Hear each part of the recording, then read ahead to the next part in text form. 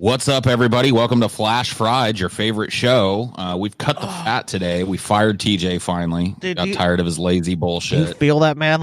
It feels like the weight of the world has been taken off of my shoulders. I can tell you what, Scotty. You know me. I've lost a lot of weight, gained it back and stuff, but I've never felt lighter than I do right now. It's like a big 320-pound sack of bullshit has been lifted off of my shoulders. Of the course, show can flourish. Of course, too. You got to remember that TJ claims the reason TJ's not here. Everyone, the reason for tired TJ, as I like to call him, like your Sleepy Joe is tired TJ. It was that he was just so exhausted from being so lazy. He was tired of being lazy, so he had to go take a nap. No, he said he's sick. So yeah, I mean, he said he had I feel like I have food poisoning or the flu or some shit, whatever. TJ just taking a day off. My little tummy's upsetty spaghetti and I can't do the show. Well, luckily for TJ, Scotty and I, we got this shit handled. We got stories for you. Way better than the stories TJ usually pulls. We looked at TJ's stories. TJ tried to contribute a few. Me and Paul just immediately removed those stories from consideration. We're going to go with the best stories here, selected by the best people. This is the best show. Get TJ's influence out of here. I just feel relieved. I feel relieved. I'm sorry to interrupt you, but I just feel relieved. Like I'm just waiting for TJ's bloviating nonsense to creep into my ears, and it's like I'm not hearing it. So I just feel refreshed. I know, me too. I'm excited about this show. Let's get it going, shall we? Yeah, let's do it, man. So we were just recently missed yet again by another dangerous hurricane. This time on the east. Laura missed us to the west and destroyed half the state. And then Sally hit east and hit Missouri. Or not Missouri. You know what I mean? Missouri. Sally. Mississippi. Yeah. Mississippi, whatever. Yeah, like in Paul's mind, it's all the same shit. It's like, it's the South, whatever. It all sucks.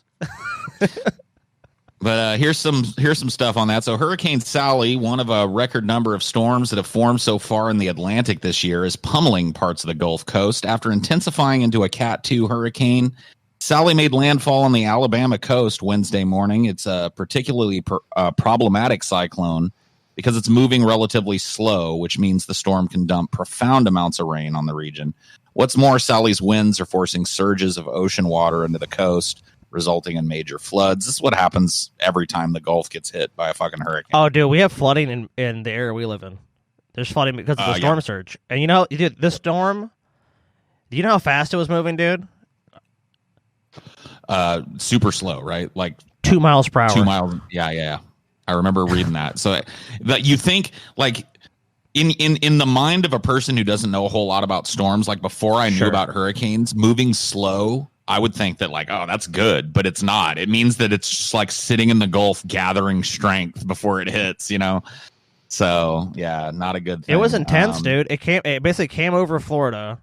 It almost had, luckily I didn't go further down in the Gulf, but it almost had like a Katrina-like feel because a lot of people forget that like Katrina came off of Florida basically, went back in the Gulf, gathered strength, and was like, okay, and I'm coming for Louisiana. So, this storm gathered strength quick. I think it was a Category 2 before it even made landfall. So this was like, we just keep getting lucky. Where we're at is lucky, and unfortunately, our luck means someone else's loss. And that's kind of the thing with these hurricanes is like if you get the fucking shit sandwich, that means a bunch of other people didn't get it. But of course, when they get it, I was telling you earlier that I think my mom thinks that she's praying these hurricanes to miss me because.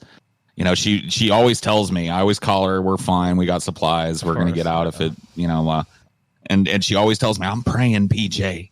And like now twice she said that to me, and Laura went left and Sally went right. We got missed on both sides. So I'm sure my mom believes that the power of the Lord is redirecting these hurricanes. I guess I would ask her if I wasn't such a mean ass, like, what about the poor bastards that did get hit with it? Like, you know what I mean? Fuck them.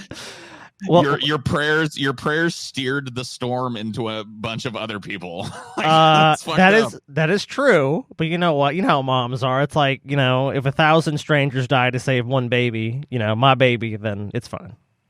Sure. It looks like we got some video here we could take a look at maybe. Yeah, and it's quite common. Okay.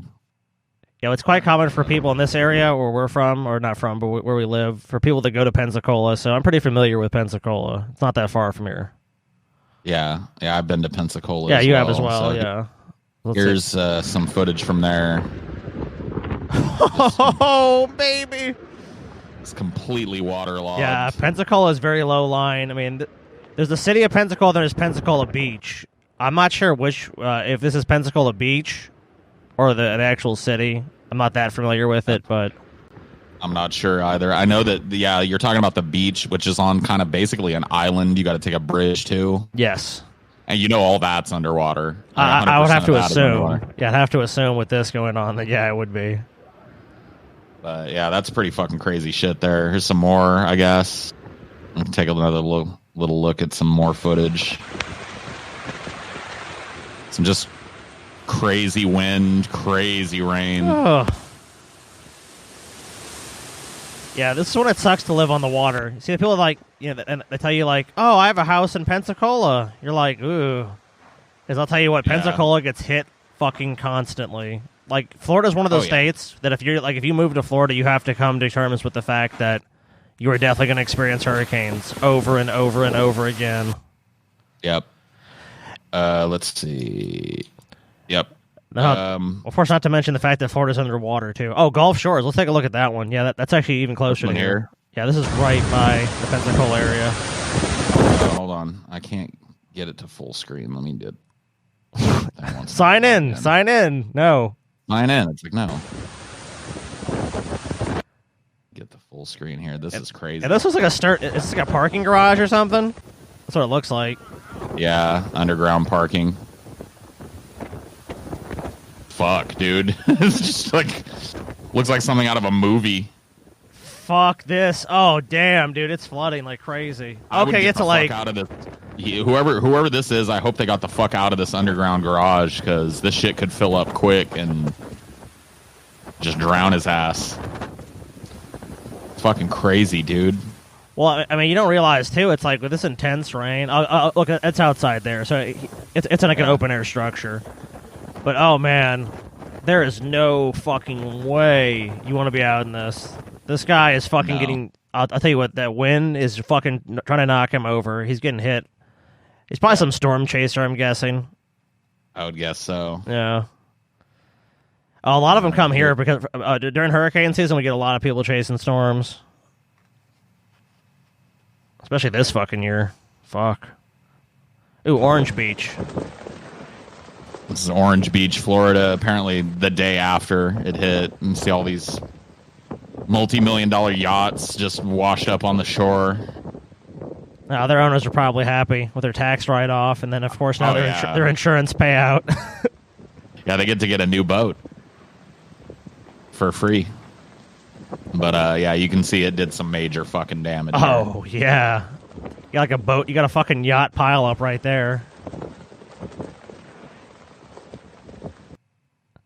So, yeah, that just barely missed us. We lucked out there. Like I said, man, I'm glad it's somebody else, not me.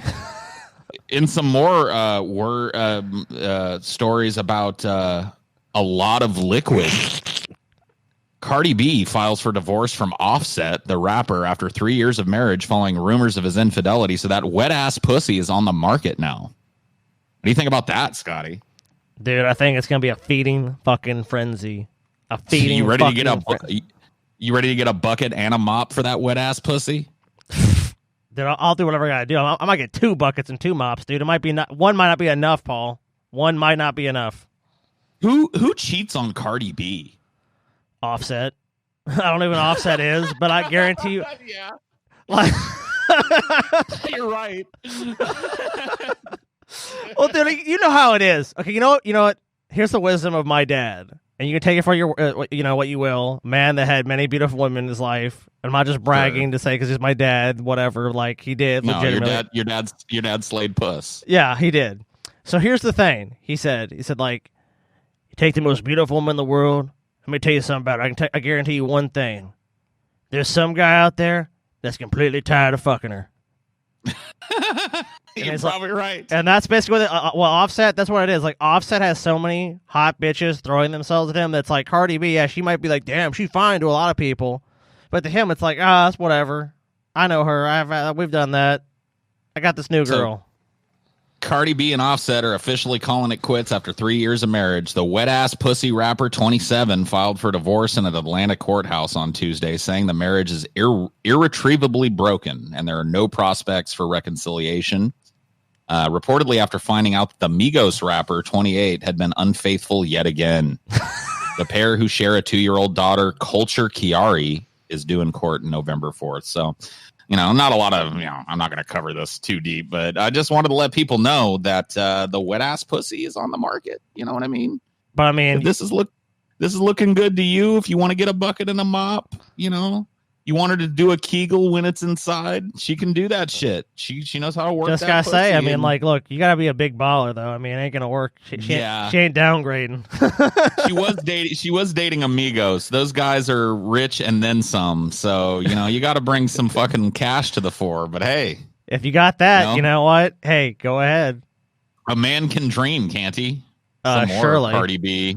Some more Cardi B inspiration here for you, just in case. I mean. Good Lord, sweet baby Jesus, like what do you want to say? Here's some more. Here's a if you're into pregnant shit, there you go. All the guys have the porn for you. Oh yeah, that's definitely served for that purpose. Yep. Here's some more Cardi B and Offset. I mean, like, dude, this dude had it made. Look at that chick. Offset, like I said, Offset, he was just tired of it, man. He's like, you know what, Cardi B, I've been there, I've done that. I came, I saw, I conquered. That's it. I guess so. Well, we can dream. Face masks. We'll play this video. I'll just read you the headline. This is the CDC director saying that face masks are more guaranteed to work than a vaccine ever will be. Great. We'll take a listen to this here. Face masks. These face masks are the most important, powerful public health tool we have. Sure. And I will continue to appeal for all Americans, all individuals in our country, to embrace these face coverings. I've said it. If we did it for 6, 8, 10, 12. This is retarded. There doesn't need to be an appeal for the mask. There just needs to be a federal mandate for the mask. Yeah. It's senseless. It's like, oh, well, the governors of these states, like South Dakota, in place with no mask mandate, they encourage people, but at the same time, we have to look at it, the freedom issue. It's like, it doesn't make any sense. It's because it's not about freedom. It's about, like, put something on your face for like 5 minutes when you go into a fucking store. Like, I've done it. It doesn't fucking kill you. Like, so many people have already demonstrated it doesn't have any. It's just like they have a group of people that just believe it's some form of government control, so they just don't want to do it. That's basically what it amounts to. Yep. And this guy's, his hands are kind of tied because a federal mask mandate is something that would have to come from the legislature and the president, and he can't force the hand. So he's here just kind of telling people, like, look, the safest thing you can do is to put a fucking mask on your face. 12 weeks, we'd bring this pandemic under control. These actually, we have clear scientific evidence. They work, and they are our best defense. I might even go so far as to say that this face mask is more guaranteed to protect me against COVID than when I take a COVID vaccine, because the immunogenicity may be 70%. And if I don't get an immune response, the vaccine's not going to protect me. This face mask. So let's actually start the vaccine that the morons won't take anyways. What does it matter? Yeah. I won't wear a mask. I won't take the vaccine. It doesn't matter with some people. It doesn't matter what. I don't know what they would do to protect themselves. Like what would they do? I mean, I think honestly, Paul, with a lot of these people, unless their life is in they're basically in imminent danger of dying. That's the only time they suddenly see the light and accept medical science and, oh, please save my life. Yep. Until that point, though, it's a myth. It's a hoax. It's bullshit. That's what it takes. It takes somebody they know dying of it or them getting it and almost dying of it. That's what it takes. Yeah, we've seen it. Until that happens, people aren't going to fucking take this shit seriously. Like, I don't know what to tell you. Like, you got the fucking head of the Center for Disease Controls pleading with you to fucking just put a fucking mask on your face. They're cheap. They're easily available. There's millions of them out there on the market right now. You can buy boxes of 50 for like $10. It's like, put a fucking mask on your face. That's all you have to. That's all we're asking. And people are, no. Right, Paul, we need to fucking vastly fund that AI project you're talking about, and then we need AI fascism. Oh yeah, immediately. Dude, what do you think my AI project is? It's basically an AI dictator that takes people like plague rats that refuse to wear masks and puts them in a hermetically sealed chamber and feeds them until the fucking pandemic is over. You know what I mean? No punishment other than the fact that you just don't get to be a fucking human out in society if you're not going to put a fucking mask on your face. I mean, that's pretty fair. I mean, like, look, that's like just saying, like, okay, you're here, you're not going to be killed or tortured or anything. It's like, you're just going to stay here until this is over. When this blows over, you know, you're free to come back out and be a dumbass. Yeah, we got a facility filled with people like you. You can play checkers and chess with them for an indeterminate amount of time. And then when we get this pandemic under control, hey, you get to go back to your life. Just give them a VR paradise to live in while they're, like, distracted. You know what I mean? Yeah. Just be like, look, you know, you basically have the Matrix to go play around. You want to be like a dumb conservative redneck and shoot ducks all day or whatever the fuck is you want to do? Go ahead. Doesn't fucking matter. Yep. I'm fine with that. Maybe even give them an island or something. You know what I mean? So they're even less tortured. Let's just, like, make a fucking plague island. Just Molokai. Molokai used to be the island where we sent fucking lepers. Let's just make Molokai. Molokai too pretty, though, to give to stupid people. Let's pick a shit island. You know, gotta find a shit island because Molokai is beautiful. This one's weird. Bankrupt Chuck E. Cheese parent company wants to shred 7 billion tickets. So you know the little tickets you get when you play skee ball and shit at Chuck E. Cheese? Yeah, dude. Well, apparently during COVID, those have been building up. Chuck E. Cheese parent company asked a bankruptcy court to approve settlements to destroy 7 billion paper ticket prizes that have built up in the company's supply chain as a result of the COVID-19 pandemic. CEC Entertainment Inc.'s vendors now hold enough tickets to fill approximately 65 40-foot cargo shipping containers. Jesus Christ, that's a lot. Can you imagine stealing those and getting a hold of those? Oh, fuck, dude. Chuck E. Cheese? That'd be cleaned out. You would own every Chuck E. Cheese, dude. You could walk into every Chuck E. Cheese and they'd be like, what prize do you want? And you'd be like, yes, please. All of them. Put everything on that shelf in a bag. Here's my tickets, bitch. You could just go to Chuck E. Cheese's and get every prize. Oh, dude. Damn. I'll tell you what, though. I'm kind of sad because I had like my 5th or 6th or some birthday at Chuck E. Cheese, and I loved it back in the day when I was a kid. They actually had a ball pit back then. Yeah, they took those out because they're just disease spreading. Hey, you know what they say? But there was no pandemic when I was a kid. Now they took that shit away, Paul. Look at this fucking pandemic. That's all I'm saying. Yep. Did they have the band when you were a kid, like the animatronic band? Yeah, there's the animatronic band and shit, dude. I loved them, dude. I loved the animatronic band when I was a kid. I had the similar thing, like when I was probably like 8 or 9. I got a birthday at Chuck E. Cheese, and it was the best, dude. It was the blast. But it's going to cost the company $2.28 million just to destroy the tickets because there's so many. Fuck, dude. And they said they're moving to like a basically a digital system, and they're phasing out paper tickets because, you know. Why don't they pick some children's charities and give these tickets away and let these kids come and redeem some fucking prizes and shit? Like why pay $2.28 million just to destroy them? Why not just donate them to needy kids and be like, hey, we'll open up our Chuck E. Cheeses and make them like a COVID safe environment for these needy kids to come into and pick prizes, and they each get, you know, 1,000 tickets or whatever the fuck. Because Paul, we're talking about like corporate bean counters versus you actually have a soul. So you know, it's like, this 2.28 million will greatly reduce our debt. You know, our tax bill. Oh, okay, do that. And if they do some donation, it might not do it in the same way. Like, if this company's doing it, it's on the advice of like tax attorneys. This is probably their best bet, is why they're doing it. Well, that's what it says here. It says it will cost $1 million less to burn and destroy the tickets than it would have to recycle it. Yeah, through the supply chain. Just dollars and cents. So, yep. But kind of fucked up. Like Chuck E. Cheese is one of these companies that may not survive this pandemic, which would be very strange. They've been around since I was a little kid, you know. So. I mean, it is kind of crazy, but just so much entertainment has gone into the home media space that these experiences, like, they're still very popular as far as I can tell, but it's just not been as prominent.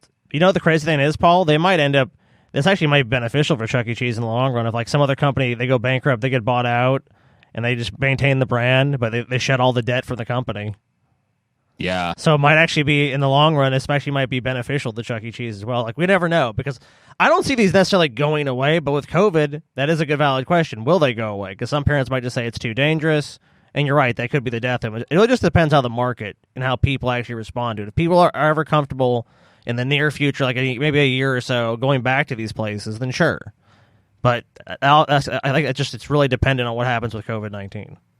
Yeah, I mean, it really is. It really does depend on what happens. And like I said, a lot of these businesses, especially like Chuck E. Cheese, is one of these that's especially like affected, because it's, you bring your kids here and have them run around with other kids you don't know. You know what I mean? It's like asking to spread the disease. Any service you touch in a Chuck E. Cheese, as far as a game, it's like, there's been a million kids' hands on it.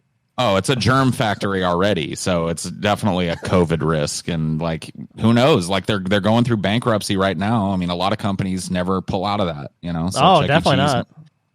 Chuck E. Cheese might be going the way of the dinosaur, I guess. Fuck, dude. Well, that's kind of sad, but you know what? It is what it is. Yeah. In news that everybody knew was coming, Alan Dershowitz, famous Harvard lawyer and famous defender of such high-profile clients as fucking O.J. Simpson and Roger Stone. Retired Harvard University law professor Alan Dershowitz is suing CNN for $300 million for libel. Seems reasonable. The lawsuit argues CNN painted Dershowitz, a member of Trump's defense team, as an intellectual who had lost his mind by re-airing a clip of his comments during the President Donald Trump's impeachment trial that omitted a portion of his statement. So this isn't even about his Epstein connections. When I first read this headline, I thought he was suing them because he was outed as an Epstein associate. But no, this is about something that happened, I guess, during the impeachment trial. Following the airing of that clip over and over again, the hosts, together with their panel guests, including CNN employees and paid commentators, exploded into a one-sided and false narrative that Professor Dershowitz believes and argued that as long as the president believes his reelection is in the public interest, that he could do anything at all, including illegal acts, and be immune from impeachment, the lawsuit said. The very notion of that was preposterous and foolish on its face, and that was the point, to falsely paint Professor Dershowitz as a constitutional scholar and intellectual who had lost his mind. I can completely see. I mean, like, look, he is a lawyer, so there's many ways to interpret these things, and I didn't see the clip in question. But at the same time, the media is so dishonest with how they air these clips. I mean, Paul, you saw that with the Milo Yiannopoulos stuff. Yeah. Yeah, no, for sure. It's insane how the media will twist and quote mine people. And look, when you're doing that type of shit to Alan Dershowitz, you're going to get sued. I mean, this is a guy that revels in suing giant companies and defending people who are undefendable. He's a lawyer. He's not going to just what's it going to cost him to file this lawsuit? You know what I mean? And he probably won't get $300 million, but I guarantee you he'll probably settle for something. You know what I mean? CNN will start doing the fucking numbers on this and be like, trial or just pay Dershowitz $50 million. I mean, yeah, look, he doesn't seem like someone that would file a frivolous lawsuit. So if he's got a decent case against CNN, that would be interesting to see how it progresses. I definitely am interested to see if it's just like, nope, this is dismissed, or if it's like, no, this is actually going to go to a trial or something. So if that does happen, I would love to see CNN on trial for some of their bullshit tactics they've done over the years. Yeah, I mean, there's a lot of other implications here, too. I mean, freedom of speech and freedom of the press implications in this. So this could be one of those, lawsuits that, if it goes to trial, might work its way up through the court system.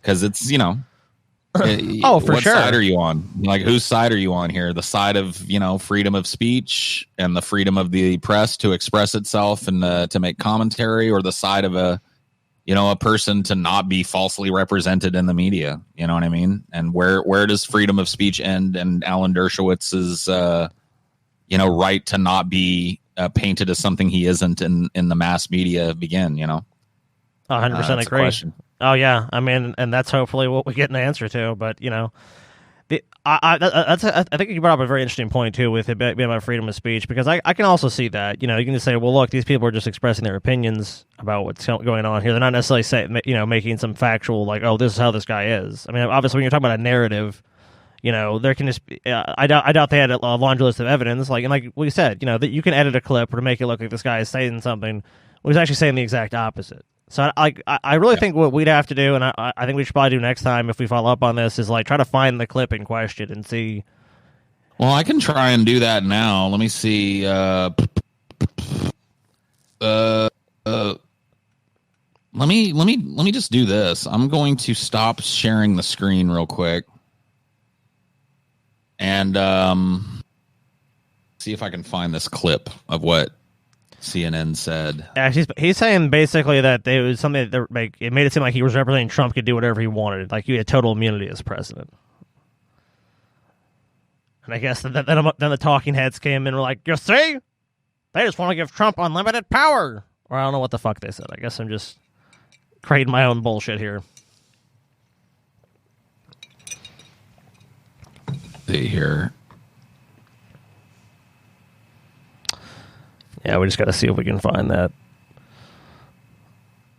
Okay, yeah. It looks like Fox News has the thing. So let me reshare my screen here with you. Oh shit, Fox News, fair and balanced. Yeah, hey, you had to go. You had to find Fox News, I guess. So here we go. They've got a video here that starts with Hannity, but it looks like it leads into the comments that he's suing for. So let's take a look at this. Oh, Sean Hannity. Professor Dershowitz said this. The only thing that would make a quid pro quo unlawful is if the quo were in some way illegal. Now, we talked about motive. There are three possible motives that a political figure can have. One, a motive in the public interest, and the Israel argument would be in the public interest. The second is in his own political interest, and the third, which hasn't been mentioned, would be in his own financial interest, his own pure financial interest, just putting money in the bank. I want to focus on the second one for just one moment. Every public official that I know believes that his election is in the public interest.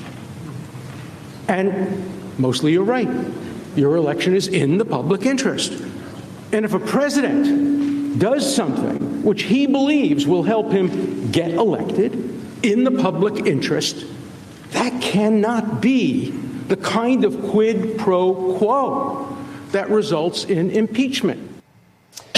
Fake news CNN decided to deceptively edit those remarks and make it seem like Professor Dershowitz was saying something he did not say. Now, because the network on many occasions aired just the second half of that quote, which you can now see on your screen, and took those comments purposely out of context, now, as the lawsuit lays out, fake news CNN and their actions were part of an alleged effort to smear the professor and destroy his credibility. We reached out to fake news. So there you go. There's our quote that was apparently quote mined by CNN to make it seem like he was saying something he wasn't. That was actually good because that was our full context quote, and it seems like the end of that where he's saying that, if a president believes something is in the best public interest, then it's not illegal, and that was the totality of his statement. So I think he's got, watching that, I think he's got some legs on this lawsuit. I don't know that he'll get $300 million, but yeah, I mean, if they took him completely out of context and made it look like he was saying something he wasn't, then yeah, he was presenting a legal defense during Donald Trump's impeachment trial.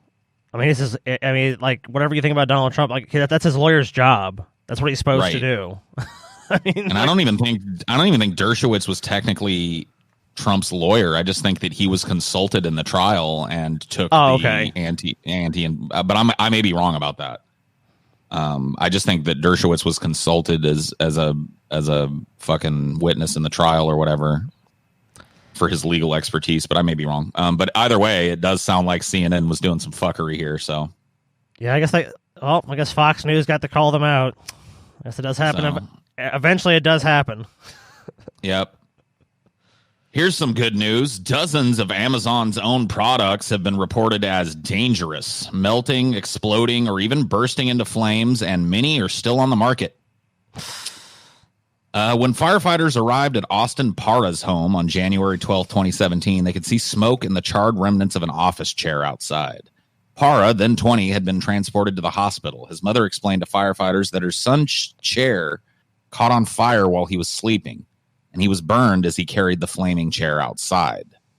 Anthony Dignotti, the Wethersfield, Connecticut fire marshal in charge of investigating the incident, could see that the door and door frame were damaged by the fires as well. He noticed bowls strewn about, which he wrote in the official report had been filled with water in an attempt to extinguish the fire. The most interesting detail to Dignotti was a white USB cord. Part of the cord was hanging off the chair and still intact, and we can see it here. Let's see. But the other side was stuck to the seat and had melted into a bare wire. Dignotti ultimately concluded that the fire originated with the cord Parr was using to charge his cell phone. His report stated that the cord experienced a short circuit, and while it's unclear why this happened, the heat produced by the cord ignited the upholstery on the office chair. The cord had been branded with the name of the world's largest online retailer, Amazon. It was sold by one of Amazon's popular private label lines, Amazon Basics, which I've bought a bunch of shit from, which offers budget-friendly products, including consumer electronics, household appliances, home goods, and office accessories. Launched in 2009, Amazon Basics has grown to offer more than 5,000 products, according to the retailer. Its mission, identifying everyday items that Amazon can create at similar or higher quality and lower price point, blah, blah, blah. A growing number of Amazon Basics products, which the company promotes heavily on its site, have become bestsellers since the line's inception, and many have ratings above 4 stars, but consumers have raised serious safety concerns about Amazon Basics items and complaints to the government regulators and in reviews posted on Amazon's own website. Since 2016, at least 1,500 reviews covering more than 70 items have described products exploding, catching on fire, smoking, melting, causing electrical malfunctions, or otherwise posing risks. The reviews identified represent a small fraction of the overall purchases of the products. This is according to Amazon. And fires caused by consumer electronics are not unique to Amazon branded items. See if there's anything in this video worth taking a look at. Looks like not. Okay. So yeah, Amazon is making there we go. Power strips, all reportedly involving Amazon Basics electronics. At Leona and Jimmy Smale's house, it started with a distinct odor. It smells like just hot plastic. Leona and Jimmy couldn't find the source of that smell. They even called 911, but it wasn't until after firefighters left that Jimmy discovered the apparent culprit inside a cardboard box. The smell was overwhelming when I opened the box up. An Amazon Basics battery charger. The local fire chief told CNN it had overheated and melted. It was melted straight through. I'm dumbfounded. I have no idea.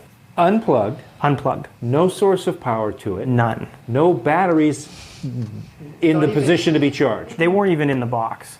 I didn't even have a battery in the box, no controller, nothing that could produce electric. CNN found at least 1,500 reviews written about dozens of Amazon Basics products exploding, catching on fire, smoking, melting, causing electrical... Have you ever had this happen, Paul? What? Like something like burn out like this? No. Yeah. I had an Apple charger, actually, that slowly became yellow and then, I started seeing sparks and shit. And it got super hot. And I'm like, yeah, I gotta get rid of this charger. Yeah. I mean, it does happen, but, this looks like it's a little more than just happenstance here. I mean, these Amazon Basics products seem to be, they're made cheaply. That's the point of them. It's like taking consumer electronic products and accessories for such and making them cheaper. And in doing that, it looks like they're making them dangerous because some of these, you can see they're just catching on fire, melting phones, melting outlets. Well, you remember that? You remember that fucking the beginning of Fight Club where they basically explain how these corporations make decisions. So it's like Amazon can make billions of dollars, and if ever found liable, will probably pay small settlements. Oh, you burned down this apartment complex. Well, Amazon will pay you $10 million. We're so sorry. Amazon Basics killed your family. Oh, here's $10 million. But at the meantime, making billions. So it's like they don't give a shit. If I have to pay millions to make billions, who cares? I'm gonna do that anyways. Yep. Let's see. Just a shit show. Just more late stage capitalism for us here, I guess. I guess with some more late stage capitalism. In one of the most narcissistic stories I've read in a long time, Madonna is co-writing and directing her own biopic. Dude, applause. I mean, how can you top this, man? Co-write. I'm writing and directing a movie about my own life. Madonna, like, what? Madonna's not co-writing shit, dude. Give me a fucking break. Yeah. So Diablo Cody is co-writing the untold true story that will be produced by Amy Pascal. The Material Girl has lived long enough to tell and express herself on the big screen. Madonna has teamed up with screenwriter Diablo Cody, producer Amy Pascal, and Universal for a biopic on herself. In this case, call it an autobiopic, as the music and pop culture icon is not only co-writing the script with Cody, who won an Oscar for writing Juno, but is directing as well. I want to convey the incredible journey that life has taken me on as an artist, a musician, a dancer, a human being trying to make her way in this world. Oh my God, dude. Dude, could Madonna get any farther up her own fucking ass, dude? I don't know, man. This is fucking, oh no. This is going to be so bad. Like, okay. Oh, yeah. In my mind, they did that Queen biopic, and I was like, okay, this is, I'm not too keen on this, but it's all right. And then they did Rocket Man, which I love. I love Rocket Man. That was a really good sort of way to tell Elton John's life story uniquely. Yeah. Have you seen it?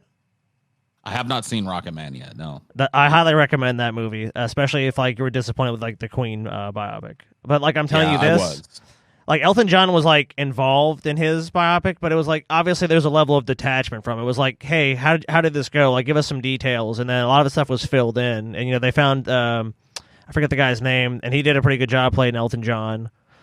Like so it was, but it's like Madonna's basically just making this fucking circle jerk, like, oh, it's Madonna, and I'm so great, and it's gonna be about me, and I'm gonna co-write it, and I'm gonna direct it. It's like, how are you gonna have any fucking objectivity about yourself? There's just no fucking way. There's no possible way. The movie's called Me, and it's gonna be about me, and the things that I've done, the journey that I've done as an artist and an iconoclast. Me, the movie coming soon. Oh my God, Madonna, please. She goes on to say, the focus of this film will always be music. Music has kept me going, and art has kept me alive. Oh, fuck. No, this is gonna suck. No. This is gonna suck so bad, dude. And I even, like, I'm not a Madonna hater. Like, in the 80s, she was an iconoclast. She pushed boundaries. She was a person that, like, took a lot of heat for her freedom of expression and shit. And she was important for that. So I'm not trying to downplay that. And I'm not even saying that, like, a biopic on Madonna would be a bad thing. But having her involved just ensures that what you're going to get is a self-congratulatory, self-back-patting, fucking malignant, narcissistic screed about what a hard fucking time she had and what a big influence she was. You know what I mean? It's going to fucking suck. No, dude. Like, these movies should never be made with the help of the people that are doing them. Like, get their side of the story, but that's it. You know what I mean? Write these movies objectively as possible. Don't involve the people that are in them, because that's not going to be consult Madonna, of course. I mean, that's fine. You can consult with Madonna and say, okay, or these details about your life, true. We want to tell the like the story. But like, you're right. I mean, at a certain point, it's like the artist needs to take over. And they need to make something that is either going to be kind of fantasy based, going to be more. Oh, this is like true what happened. I mean, like obviously we know it's a movie. You're recreating real life, so it's like you have to figure out what that boundary is. And I think with Madonna, the boundary is going to be like it's just going to be a very self-important. She overcame adversity. She changed the world. Everyone was against her. There's going to be a bunch of. It's just going to be a play-by-numbers biopic, and it's not going to be any fucking good because it's not even going to be objective, and it's not going to really show anything bad about her besides that she's too perfect or she's too out there or something. Right. Yeah. I mean, it's especially bad for Madonna to be involved in her own biopic because it'd be like, okay, like a more humble celebrity. Like I'm trying to think of somebody who I think of at the very least as somebody who's self-effacing and humble, who's a celebrity. Like Jon Stewart or something from The Daily Show, right? That he's a guy that, like, well, he's big. He's still a big name, still a giant celebrity. I feel like he's got a head on his shoulders that's more normal guy. You know what I mean? And he might be able to, like, look at the fucking movie through the lens of, other people and be self-effacing about it and be more honest. But I'll give you an example of a biopic where the person was not only involved, but helped to direct and starred in it, is Private Parts by Howard Stern's biopic, which turned out to be really good. It turns out that sometimes unleashing a narcissist on their own life turns out to be good. So maybe we'll eat our words on this. You know what? Maybe, that's fair enough. I mean, yeah, I do like the movie Private Parts. I don't think it's like a truly great movie, but I think but it's way better than it has any right to be. Let's put it that way. Yeah, I agree with you there. I think it's the kind of person that makes it too. I mean, like, look, what kind of background are they coming from? What are they like? And I feel like with Madonna, you hear the statement she's making about it. She's not going to have that objectivity about her own life. And I mean, of course, no one's going to be super objective about their own life. But to be that intimately involved, it just doesn't really make a whole lot of sense. Like, you telling your own story again, like, that's kind of the life you already lived. So to me, from an artistic sense, I just don't think it makes a lot of sense besides her just being very vain about and just kind of narcissistic and just I don't, if that's the basis for something, that's just not going to work. I mean, human psychology comes into play here. Humans are very bad at remembering things. Like, that's why eyewitness testimony is so useless in court usually. I mean, it's used a lot, but you can take 10 people who witnessed the same event from 10 different vantage points and get 10 different stories about what went down. Of course, yeah. And that just shows you the malleability of human memory. And then you take somebody who's obviously a malignant narcissist like Madonna and unleash her on tell what happened to you. You're going to get something completely fucking different, dude. Yeah. So I don't know. I guess we'll see. I'm willing to eat my words on this one, but I don't think I'm going to. I think this is going to suck shit. I have to agree. So 7 Rochester police officers suspended over the suffocation death of Daniel Prude. Another one of these. I don't know that we've covered it on Flash Friday or the show yet. I don't believe we have. This is relatively new stuff.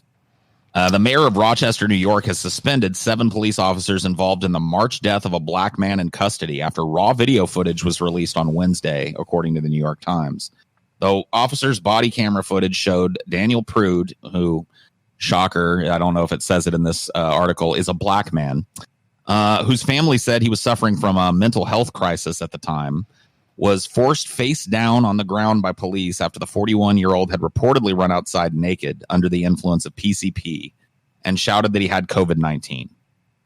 Prude died 7 days later, and the Monroe County Examiner ruled his death a homicide caused by complications of asphyxia in the setting of physical restraint. New York Governor Andrew Cuomo said he had not seen the video footage before it was released on Wednesday. For the sake of Mr. Prude's family and the greater Rochester community, I'm calling this case to be concluded as expeditiously as possible. I'm going to unshare again and see. I thought this had it, but I'm going to see if I can find this Daniel Prude body cam footage, if you don't mind, Scott. Yeah, I think that's what the relevant thing that people want to see is that footage. Not at all surprising to hear this. Not at all surprising. I mean, like, when Paul I saw, we were going over the stories, I was kind of just like, oh, okay, well, do you know anything about this? And he's kind of like, I know something about it. And to me, it was just strange because, like, you realize you had a point with this kind of stuff, and I guess many societies have hit over different issues. It's like where you just become like, oh, okay, well, that happened again. Oh, I'll hear another big debate about how it's either not a big deal or overblown or whatever. Right. So it looks like I've found it here. Let me share that screen up again. I kind of skipped ahead because this is the full incident footage, so it shows him pulling up and everything. But here they have him. Looks like in the street. Oh, give me that square. Give me that square, man. I mean, hey, get these cuffs up on me. In Jesus Christ, I pray. Amen. Take my face. No, I got him. I'm already in. Drag and kill me. And Jesus Christ, I mean, my mama from over like crazy, man. So crazy. I mean, get that shit out of my face, man. I'm too crazy. You can hear him choking him. Yeah, I mean, like, you can hear his voice. You can hear his windpipe being cut off here. It's like, fuck. And when of is course, this gonna stop? Paul, and of course they had this footage for months. It was When is months. this shit gonna fucking stop, Scotty? This dude is having a drug-induced mental health crisis, and these cops show up and crush him in the fucking street. When is this shit gonna fucking stop? How many fucking cities need to burn? Until there's a massive systemic change in how policing is done, how people become qualified to be police, and essentially, like we said, defunding the police, and not really. And of course, the big misnomer about that is, okay, police go bye-bye, and then what happens when violence happens? It's like, no one's saying that. It's saying that, like, when there's a situation like this, maybe 4 fucking thugs from the state with guns that just going to hold someone down and fucking kill them, the bad apples, whatever you want to call them, maybe they shouldn't have shown up. That's what we're saying. Maybe they're not the best people. If this is the outcome, if this guy dying, if the optimal outcome, and people all agree, is this guy getting the help he needs, then how is this the right thing? If he's dead, this footage is fucking outrageous. It is fucking outrageous that this happened to a person in the middle of an American street. Oh, I agree with you. Stop. Calm down. Stop. Yeah, how is choking someone going to calm them down? Calm down. Calm down. Calm down. We know you can't breathe. We know we're choking you to death, but calm down, sir. Calm down. Fuck you. These motherfuckers shouldn't just be fired. They should be crushed in the street. Eye for an eye, tooth for a tooth. Bring these motherfuckers out in the street and have people from this community and this man's family kneel on their necks until they're dead. Then I bet the next police officer that responds to one of these doesn't use that fucking tactic, does he? Probably not. These motherfuckers. Probably fucking not. If they place it, well, Paul, it's what you can get away with. If these cops would not do this shit if they didn't think they could get away with it. There's no way. If they thought, like, if I kill this guy or do this or hold him down like this, I will go to jail for the rest of my life, or I will lose all this stuff and do all that, they're not going to do it. It's the fact they know that who's here? 4 cops. Whose story is it? Whatever story they tell. Is anyone going to question it? Oh, it was some guy that was high on PCP and he died. You know, I mean, he was just some druggie. He's just dead, right? So that's what the narrative. Basically, that's what people would believe. They go, oh, some drugged out dude. The cops. He fought with the cops. And he died. You know, he shouldn't have filed with the police, case closed, right? But then we see this body cam footage, and it tells a completely different story. A completely different fucking story. Obviously, this guy needed mental help. He didn't need to be killed by the police. Yet again, it's like, he didn't need to be killed. If the outcome is for people to live, how is this the right outcome? It wasn't like he was fighting. We saw him. He was on the ground. 4 cops were standing around him casually. If they thought he was a huge threat, then why weren't they doing something about it then? Yeah, good question. Good question that I don't have an answer to. I don't know. You want to watch some more of this? Yeah, or? I mean, yeah, I want to see what the...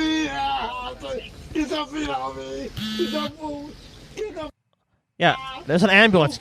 How is this helping him get into an ambulance? Yeah, that ambulance is... Those are the people, in addition to some mental health professionals that should have been first responders on this case. The fact that cops showed up to this is the problem. Like, that's what defund the police is about. People think it's about making cops, like, non-existent. No. It's about compartmentalizing what cops do right now. Because right now, cops are first responders on pretty much every type of call, from a mental health check to a person that's on drugs and running naked in the street, to a person with a gun, to a person that's robbing somebody, to a home invasion, to a car accident. It's like, okay, how about we make the cop's job keep the peace? And that's it. So if there is a fight, the cops show up and break up the fight. If there is a protest, the cops are present to make sure that the protest, that nobody gets killed or hurt in the protest, and to help people get out if the protest gets rowdy. The cops are there to keep the peace. Then you've got another office of mental health professionals. So when somebody calls in a 5150, it's not a bunch of cops with guns and tasers and knees that are just aching to lean on the neck of a black man that show up. It's people that care about mental health that show up. And they know how to talk this guy down without restraining him, or restraining him in a way that's not going to fuck him up, and get him the help he needs. Get him to the hospital so he can come down off the PCP, and then get him the help that he needs to stay off of it. Well, it's because it's basically, it's like, you know, when you have a hammer, every problem is solved by nailing that fucking nail in. And so that's every how the problem starts to look like a nail. Yeah. Yeah. And that's kind of how the cops are. The cops are brute force. Now, are there cops that are exception to this? Sure. There definitely are. But Most police see the problem as, this guy's acting crazy, he's naked in the streets, here's how it's going to be dealt with. He's going to be arrested, and is either going to be transported to jail or transported to the hospital. That's it. Those are the solutions. There is no other solution in their mind. Like, they're not mental health professionals. Like, and obviously them being asked to do that is a bridge too far, clearly. I mean, look, police in their own departments have different divisions for that reason. There's some cops that focus on this, like domestic violence, and some cops focus on robberies. And, like, that's why there's a division, because it makes sense. It's the same thing with these kind of calls. When there's a 911 emergency call, who needs to be dispatched? Is it police? Is it the fire department? Is it an ambulance? These are valid questions. And obviously sending cops to every time this happens is not the answer, because they don't... No. If these cops were capable of de-escalating the situation, then sure. But how does this go de-escalation? This some guy gets fucking pinned to the ground, gets choked out, gets so hard physically restrained that he dies several days later in jail? I mean, come on. Yeah. Well, the contention is that this continued while he was in jail.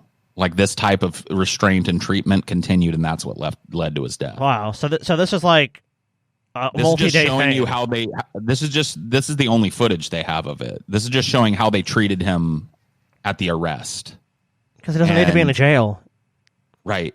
That's what I'm saying. It's like, and I don't even really care if this new police department is compartmentalized and we call them all police. Like, I'm fine with that. It's like you said, there are specialized police down to the gnat's ass. Like, a lot of police departments, like in big cities, have art theft departments where it's like the cops, all they do is work these high profile art theft and forgery cases. And that's all they do. Right. So I'm fine with that. Have a specialty group of people in the police force that respond to 5150 calls, to mental health crises, that are not, they don't have guns. They're trained to deal with people who are having mental crises and how to fucking subdue and restrain those people without hurting them and take them to the mental health facility they need to be at. I'm fine with that. If they want to call themselves police, but there needs to be a division of labor. These types of cops that are showing up here need to show up when there's a person with a gun robbing a store, or a giant riot going on in the middle of a street, or a big gang fight or something. That's what these cops are there for, to keep the peace. Exactly. This naked man in the middle of the street having a mental health crisis while he is disturbing the peace of his fucking neighbors, he is not a direct threat to them. Not in the way that somebody with a gun or a knife would be. They need to send a different fucking unit of police officers to deal with people like this, period. Yeah, and I mean, of course, I was gonna say, of course, if they, this person is dangerous or a danger to others, then that's a different story. But you need someone there that can make that evaluation before especially someone that has a mental health crisis, before just simply sending in the police. If you just send in these types of police, it's just too often that people get shot, or people get strangled, or people get suffocated, or whatever the fuck it is. It can't happen. Calm down, man. Relax, dude. Okay, I mean it. You end up getting I mean it. My people stay down. How can you relax when people are holding you to the ground? That's the whole thing. It's like basically contrary to what you would do if you're a person. If you're in distress and someone's like, "Stop moving, stop doing this. Let me just hold you down and force you." Like, it's not natural for a person to fucking lay on the ground with people on top of them, holding them down, shoving their head into the ground. That's not normal. So of course your only natural reaction is to be like, "I don't want my head to be in the ground." It's instinctual. Especially not when they're choking you. It's like they're giving such contrary instructions. They're choking this guy. They're crushing his windpipe. And then they're telling him, "Calm down, dude. Chill out." And it's like, the human body doesn't do that when its air is cut off. The human body does the opposite. It goes into fight or flight.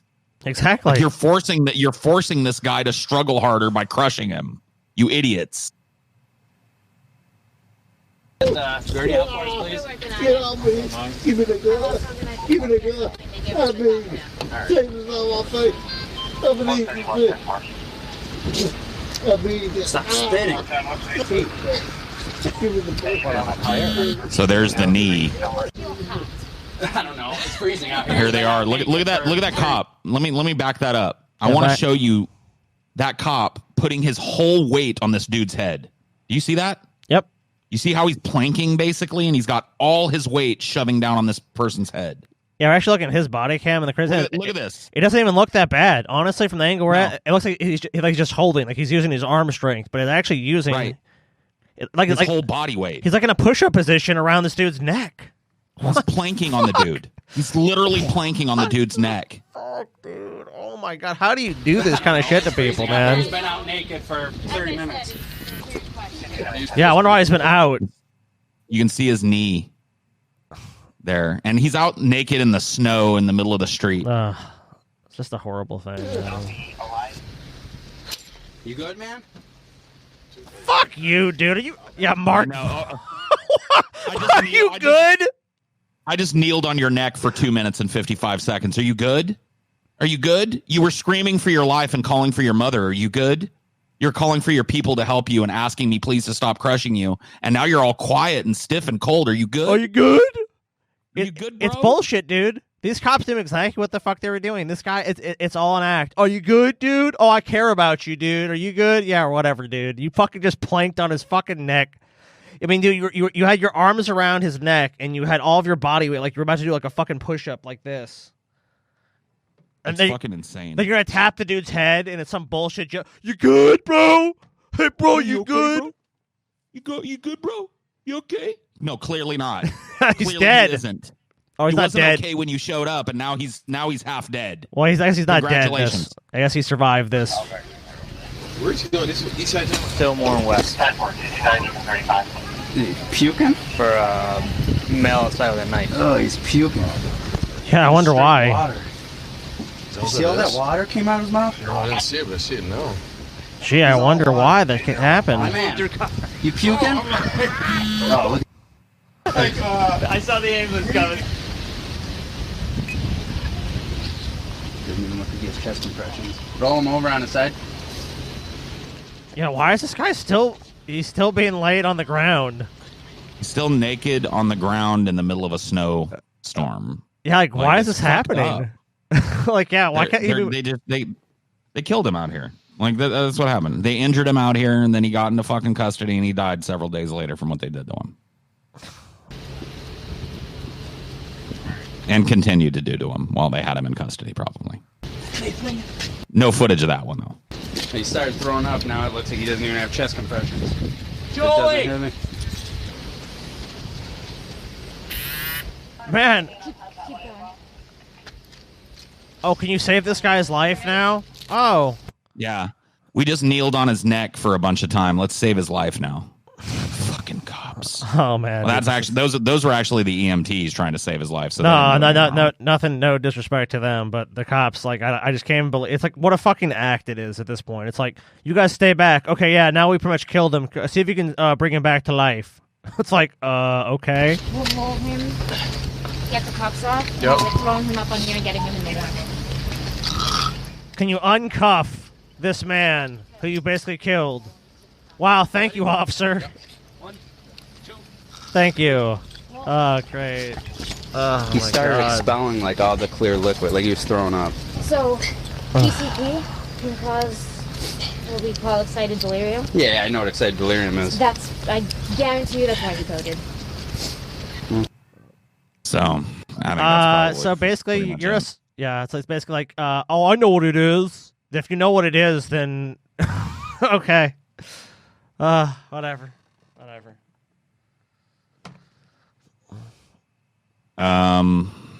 So yeah, that's our latest. Let's read a little bit. I don't think there's much more. But yeah, they fired the officers that were on scene that day. Well, that's about it.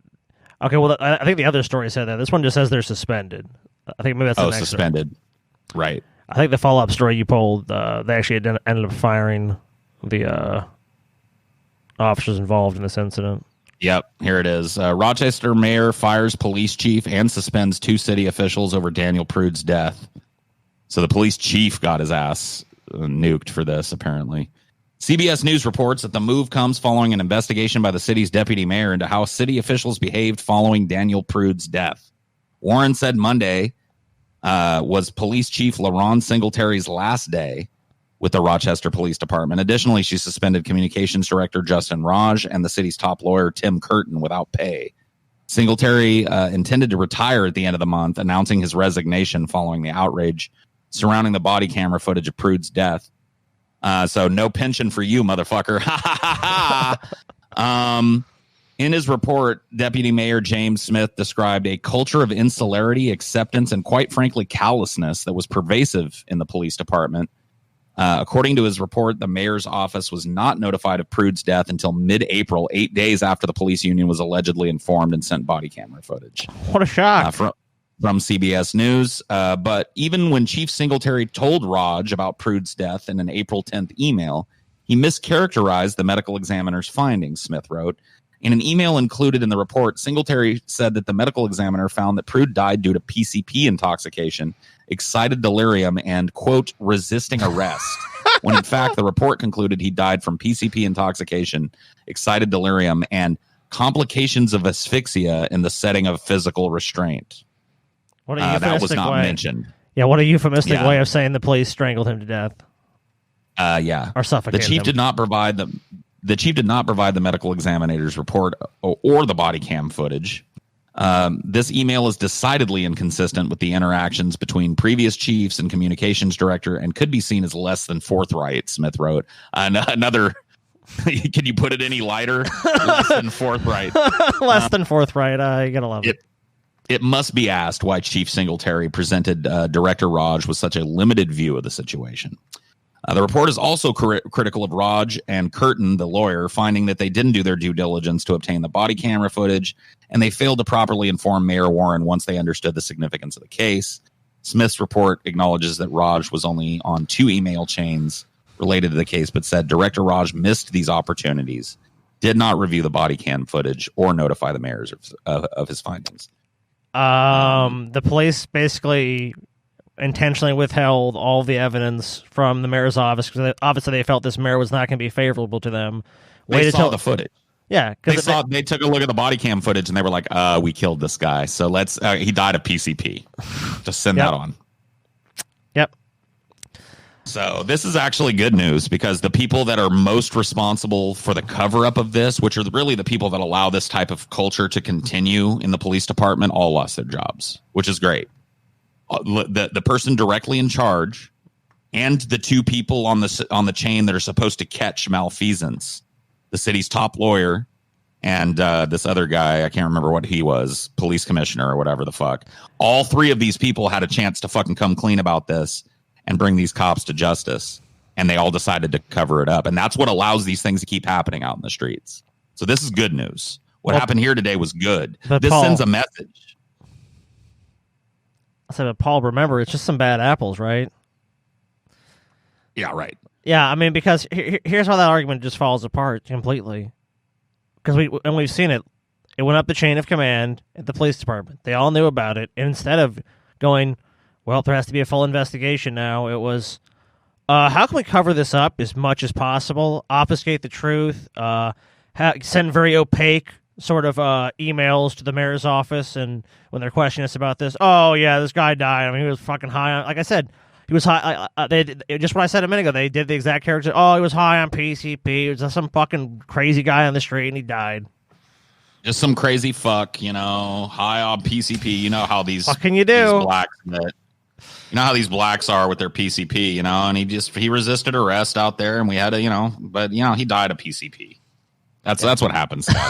Yeah, that's the story. Is the PCP what done him in?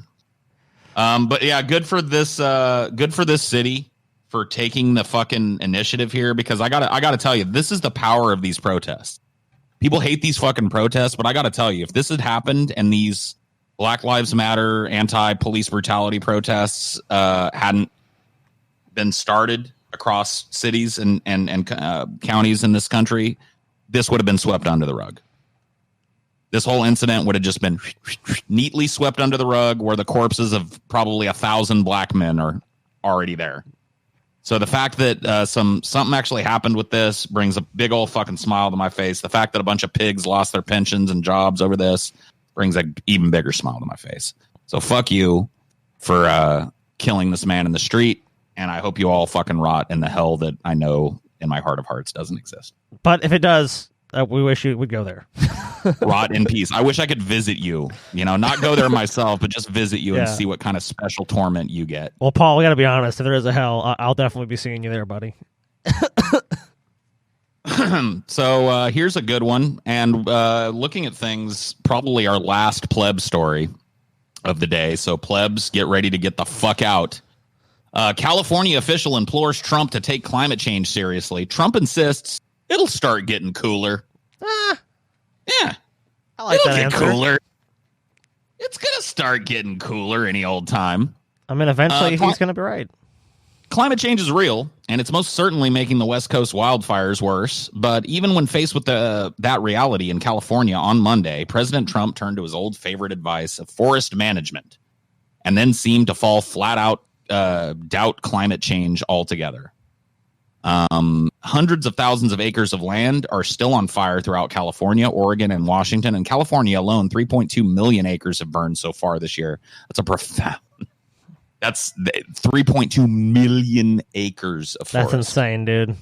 That's more than I've ever heard, by the way. This fire season, I lived in California my whole life, and California gets wildfires. It just happens.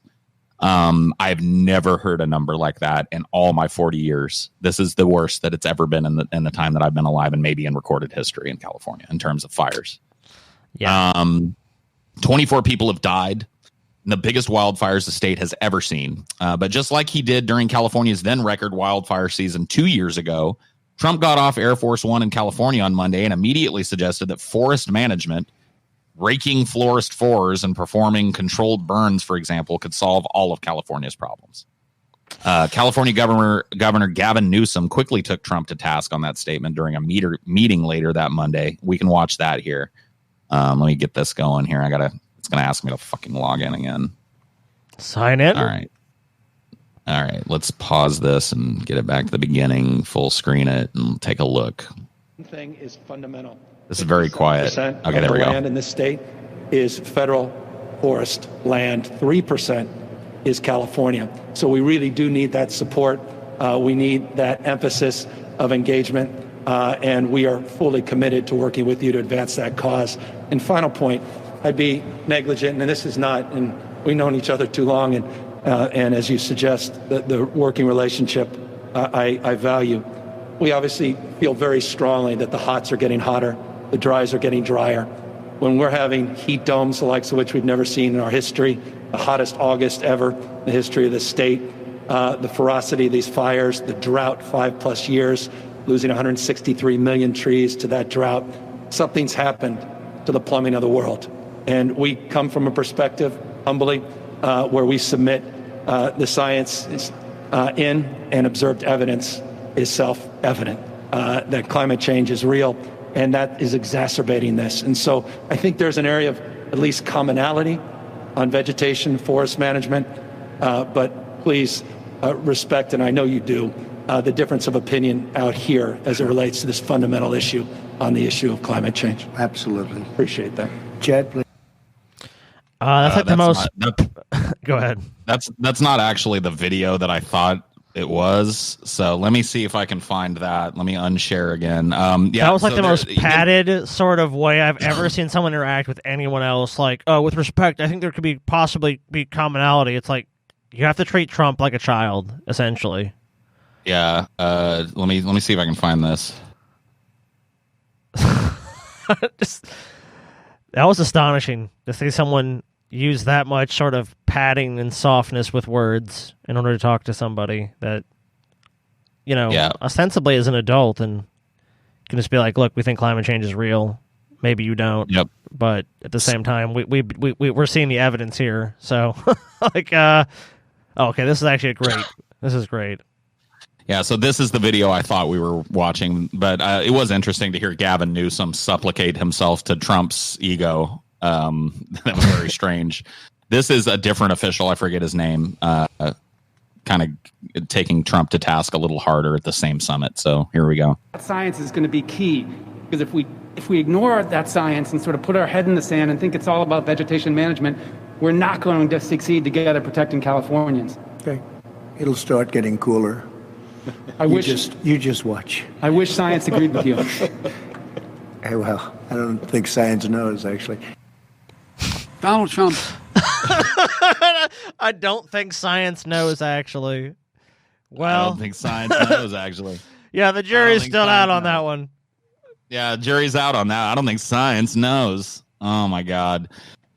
Oh boy, we're fucked, Scotty. I mean, I know you know this. I tell you this every time we do one of these shows, but goddamn, man, we are fucked.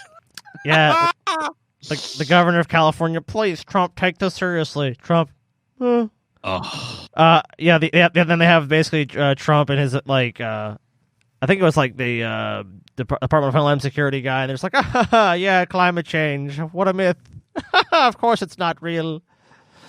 Is it going to rain in the winter? Will there be snow on the mountains of California? And everything's fine.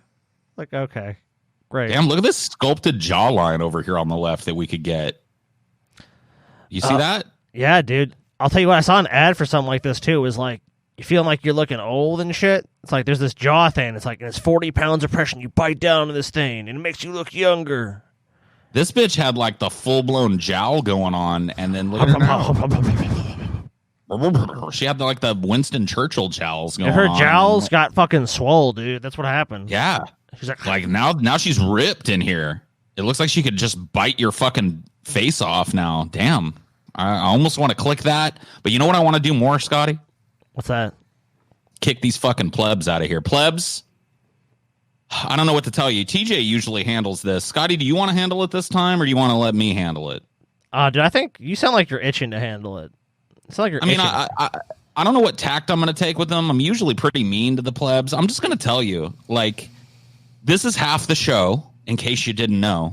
The other half is on our Patreon for $5 a month. And you get that and an extra show every week and patron exclusive stuff. And there's a $10 tier that gets you even more. More shit. So what the fuck are you doing here going like, well, I guess it's all the flash fraud I get today. Guess you're going to wait till next week. You don't have to wait till next week. In the description, there's our Patreon. Become a patron today. $5. Watch the rest of this. Become a patron! Or don't. And with that, get the fuck out. And if you don't... All right, the plebs are gone. And if you don't, fuck Thank you. God. Fuck you. Yeah. Fucking worthless plebs are gone, Scotty. Can you feel the air lighten? Dude, it was like we're amongst good company now. Oh man! At first, it was like got rid of TJ, man, weight off my shoulders. Then got rid of the plebs. Then it just feels like I'm chilling in heaven now. Now the show can kick into high gear. Or maybe it was that cookie I ate earlier. Who knows? It could be that cookie that you ate earlier. Let me just make sure I didn't skip ahead here. No, I didn't. Okay, we're fine. Exclusive. This is some Jeffrey Epstein scuttlebutt that's come out recently that I thought was kind of interesting. We'll read the bullet points. Exclusive. Inside Pedophile Island. Incredible pictures show Jeffrey Epstein cavorting with scantily clad young women, where he provided gourmet food and beauty lotions and spent hours watching topless teens in Girls Gone Wild for inspiration. Now, I got to say this. I don't mean to put myself in the same room as Jeffrey Epstein on anything, but I have used Girls Gone Wild for inspiration a couple of times myself. You know what I mean? Dude, I grew up in the time where that was like sold on TV. It was like the infomercial was like Girls Gone Wild. Because, of course, I'd be watching that it was the hot shit. Dude. I mean, as a teenage boy, I was like, damn, I want to see that commercial again and again. My only wish at the time was I could have bought that shit. I was like, fuck, I want to buy that. Of course, I was too young, so, I mean, that was it. Yeah, I was in the same boat. I was a little older, but, you know, I appreciated me some college chick titties. You know what I mean? I'm not going to lie. Oh, dude, I've been to Mardi Gras, man. It's a great sight, you know, just get flashed over and over again. I don't know. I mean, something... One of life's great pleasures is college age titties. You know what I mean? And a lot of the titties you end up seeing are probably girls going to college and shit. It's a good time. Yeah. I don't know. I mean, like, I guess it's one of the few things I can't really say that Epstein was wrong about. I mean, he was a horrible pedophile and a piece of shit, and you know, murdered in prison. My one commonality with Epstein is that we both enjoyed at some point Girls Gone Wild. Yeah, but you know what? Girls Gone Wild, yeah, I actually have gone back online. I actually watched a couple of those years later when I was an adult. So, like, yeah, I always wanted to see it. So, I mean, I guess, yeah, we all use that for inspiration. So there's a commonality here, I guess. So new details of Jeffrey Epstein's life have been exposed in never-before-seen photos, which are in this article we'll take a look at, of the pedophile on his private island, Little St. James. According to a source who spent time on the island, Epstein would watch episodes of Girls Gone Wild, videos featuring bare-breasted college girls while working out. Damn, dude, he had to fucking... I'll tell you what, Epstein had to figure out with working out. Like, I've never thought about, like, hey, let's just watch porn while I work out. I mean, that's more inspiring. Like, I mean, there you go. Does it remind you of anybody? Patrick Bateman, maybe? Oh, shit, dude. Remember him doing the psycho push-ups with the hardcore porn going on? Yeah, that is true. Fuck, dude. Maybe Epstein, that's what he was going for. He's like, dude, I'm Patrick Bateman. Maybe so. The perverted financier spent nearly an hour each day riding an exercise bike while watching X-rated footage because it was inspiration to him. They explained Jeffrey loved to work out in his personal gym on the island. It was huge, about 3,000 square feet in size, which is bigger than a lot of people's homes. Yeah. There was an area to do ballet and a Pilates machine, which is something he was into for a bit. Epstein is seen in the series of images surrounded by scantily clad women, including some who have been accused of participating in his sex trafficking ring. The pedophile grins while jet skiing with Sarah Kellen, now 41, who worked for Epstein for 10 years and has been described as Ghislaine Maxwell's second in command. The source who spent time at the island described Kellen as Epstein's shadow. So another Epstein lieutenant now we're learning about, I guess. Epstein is seen in a robe sitting next to model Nadia Markanova, now 34, has been named as a possible accomplice in all of this. The insider explained Epstein and Markanova seemed to really love each other as if they had a romantic relationship. And despite the beautiful island scenes, a catalog of horrific rapes and abuse is said to have occurred there. So here's some of these pictures. Here's Jeffrey Epstein on a jet ski in Little St. James with a woman who's been accused of helping him recruit young girls. What a shock. Here he is surrounded by said young girls, walking in Little St. James. Here he is with some more, chilling out, having a great old time, surrounded by women that are, some of which are likely 15, 16. There's another one. He's in deep thought while conducting business in a plush bathrobe while Markanova. So this is Markanova, who's the model that they say might have helped him along with Ghislaine to recruit these young women. Not really much of a shock. Kellen, now 41, worked for Epstein for 10 years, has previously been described as Ghislaine Maxwell's second-in-command assistant or lieutenant. Markanova Wright is now 34 and an airline pilot. Interesting. The revealing pictures also paint a picture of the solace offered on the remote island property that featured swimming pools, private bungalows, a helipad, a private boat dock where guests could take short ATV ride up to the major residence, and bungalows where the guests would stay. So here's some of the guest rooms, I guess. Or rape rooms, as they were called. Despite the beautiful scenes, a catalog of horrific rapes, blah, blah, blah. So here he is getting on his jet, I guess. Here's some more. I mean, it's not at all surprising. I mean, when someone's as wealthy as this, look, Jeffrey Epstein the deal was this. He's a rich fucking motherfucker. He's worth about, I think he's worth about 900 billionaires. His fortune has been widely estimated between like 900 and like a few $1 billion. I mean, this guy was just, he's gonna have between 900 million and a few $1 billion worth. I mean, yeah, if you own a private island, you've probably got $1 billion. But people don't realize this, like, and this is something I saw with my dad. Like, when you're rich, the right lifestyle of someone who's truly rich is like you have tons of people that work for you. And talk about Epstein's level of rich, it's like it's not uncommon. Like, okay, this model, I want to bang her. Okay, yeah, I'm gonna bang her. Oh, you know what? I'm gonna just basically let you live on my island, lap luxury. I'll give you a credit card. Whatever you want. Right. Just keep bringing these, like, here's our deal. And they go, okay. And, of course, they'll go fuck him occasionally, too. Because he's still, I mean, like, I think Epstein he was into pretty much everything. Everything he was into, he obviously it wasn't all just young girls. Like, he had you gotta understand, and this is something that people don't talk about a lot. The human appetite for different things, whether it's food, sex, whatever, is theoretically boundless.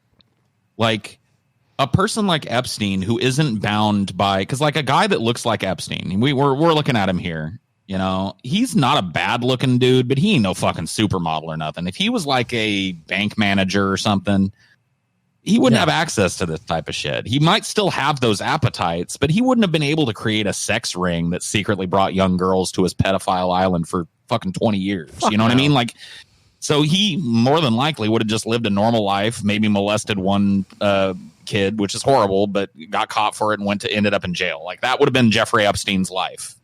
And his appetites would have not been allowed to reach what they were. But his appetites for sex were allowed to just not only be fulfilled, but grow. Because you can imagine you start one way, right? But you've got the money to have even more of that way, or an even more extreme version of that. And you got the money, you got the power to do it and not get caught.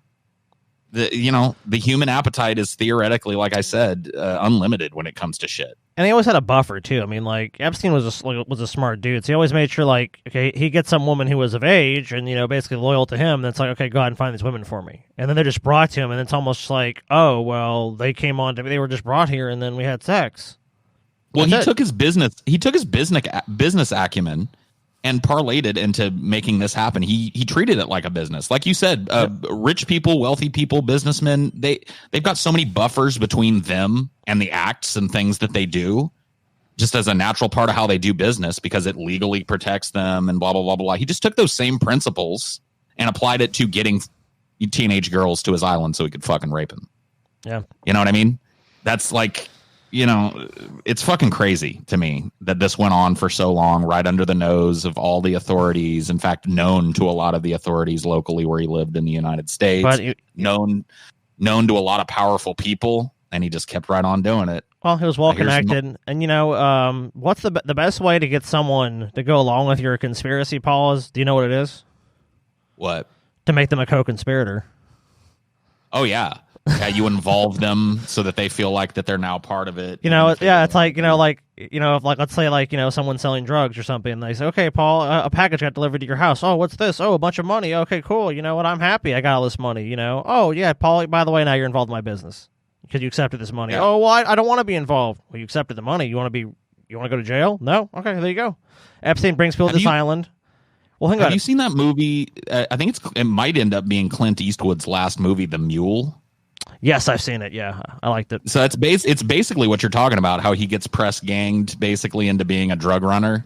You know what I mean? He just kind of does something nice for somebody and then ends up involved in some shit that he never meant to be involved in. And by the time he realizes what he's doing, he's in too deep. You know what I mean? He's like, fuck, I'm doing the same thing these guys are. I'm going to jail for life too. It's like, so yeah, you're absolutely right, Ed. The people that were closest to Epstein were all involved in this shit. And so it's like, if I go down, you're coming with me. Oh yeah, and that was something I'm guarantee you, if anyone ever did not want to go along with the program with him, and that kind of shit will happen. I'm going to leave and do this. You're going to be in prison the rest of your life. Who's not going to go along with the program though? You got a billionaire that's super powerful and connected like Jeffrey Epstein. You're involved in some even a minor way in helping him perpetuate his crimes. Who's going to say something? Like who's going to fight that tiger? You know what I mean? Because he's got the biggest and best lawyers in the fucking world. You know that you're going down with him. Well, it's not even so much like, I think it's like kind of like I'm going to expose you kind of thing. Because I mean, that goes without saying. If you pull some shit like that guy's going to destroy you utterly. Right. It's more just like difference. I want more money. I want more of this. It's like, because look, most of these women they were there for the money. Clearly, I mean, not the young girls. They and that's how they hooked them in, was basically, oh, you're broke. So it first starts off with this money thing. Well, these other women, I'm sure it was just that's how he exerted influence over them. He probably helped them get, like their models. He can get them jobs. Oh, yeah, I want to pay her $25,000 to model this thing, or my buddy's going to pay you this money to do this. So it's like all your connections to the world and lifestyle you're living are through him. Right. And just think about it. Just the opulence in which he lived was a draw for these young girls. Of course. He's got a private island with jet skis, and they get to drink and do drugs. And like, it's like he's a jet setter. Yeah, it's a teenage girl's dream. I get to travel all over the fucking world and stay in all the nicest places and live on a fucking island 2 months a year and blah, blah, blah, blah. Like, you know what I mean? Like, that's all part of the draw. He probably didn't even pay a lot of these chicks. You know what I mean? They were just paid by getting to be in his sphere. It's fucking crazy. Yeah. So just a lot of candid photos of the island recently released, et cetera, et cetera. It looks like a beautiful place, honestly. Fucking crazy. Multiple pools on the property, big opulent receiving rooms. Yeah, statues. I don't know what this is here. It's a little creepy, but dude, all I have to say is Epstein's his choice in decor not the best. Not my favorite either. Just proves that just because you're rich does not mean you have good taste. Yeah, taste is subjective. I don't know about this baby blue. Yeah, I know. It's shit. like I know it's probably one of the. Look at this building with the stripes and shit. Yeah, I know it's a like, petty thing, and Epstein committed way worse crimes, but the fashion sense there is just completely lacking. Yeah, crimes against fashion are a thing, and he definitely committed those he definitely as well. did oh yeah. Oh great. So Conor McGregor, who a lot of people might not be familiar with, I am. I'm not a big UFC fan, but I'm familiar with him as a personality. Yeah. He's definitely is. He's an over the top fighter for sure. I think he's retired several times too. Yeah, it even says it here. As most fighters do. Conor McGregor has been arrested for alleged attempted sexual assault and indecent exposure in Corsica. The former two-weight UFC champion has been in the region prepping for a 180-kilometer voyage to raise awareness of water safety. He was due to start the trip from Corsica to Monaco today alongside Princess Charlene of Monaco, but was forced to withdraw. The 32-year-old was arrested and taken into custody following an incident in a bar after a complaint was lodged with police on Thursday. Statement from the prosecutor read, following a complaint filed on September 10 denouncing acts that could be described as attempted sexual assault and sexual exhibition, Mr. Conor Anthony McGregor was a subject of a hearing by the police. So McGregor's denied the allegations through his representative, who said Conor McGregor vigorously denies any accusation of misconduct. He's been interviewed and released. So kind of interesting. In a little trouble. He's out there trying to do some good charity work or something, but apparently went to a bar and got gaffled up in some shit. There's a video of him too. Like, this is kind of a guy with a hair trigger temper. I mean, obviously that's not surprising, but I'm honestly would be surprised. I think most people that are professional fighters do not have hair trigger tempers, but he is definitely a guy that has. I've seen videos of him like having altercations with people on the street and bars. Like, I mean, know. It's definitely not unheard of for these dudes to have anger issues. No, definitely not. I mean, it's definitely not every fighter or whatever. I mean, in fact, a lot of people that do this are very humble people, very nice, but there are a lot of people, and Conor McGregor is one of those guys that I feel his success and profile has really gone to his head in strange and interesting ways. You know what I mean? Oh, like, yeah. I remember the lead up when he was going to fight. Who's that fighter? Fucking Mayweather. Lloyd Mayweather. So he had a boxing match with Lloyd Mayweather. Oh, right. Yeah, he was actually trying to get Lloyd Mayweather to have an MMA match with him. He's like, step into my fucking ring. But Mayweather was like, no, I'm not an MMA guy. Step into mine. And so McGregor was like, fine, I'll box you. He ended up losing. But I remember watching the press, the kind of, you know how they do those like hype up press events before big fights and shit. Oh, yeah. And Conor McGregor was just like a total narcissistic asshole. I mean, that's kind of the point. You're supposed to go up there and talk shit about your opponent, and then your opponent comes up and talks shit about you. Then you get in each other's faces for the photo op, you know.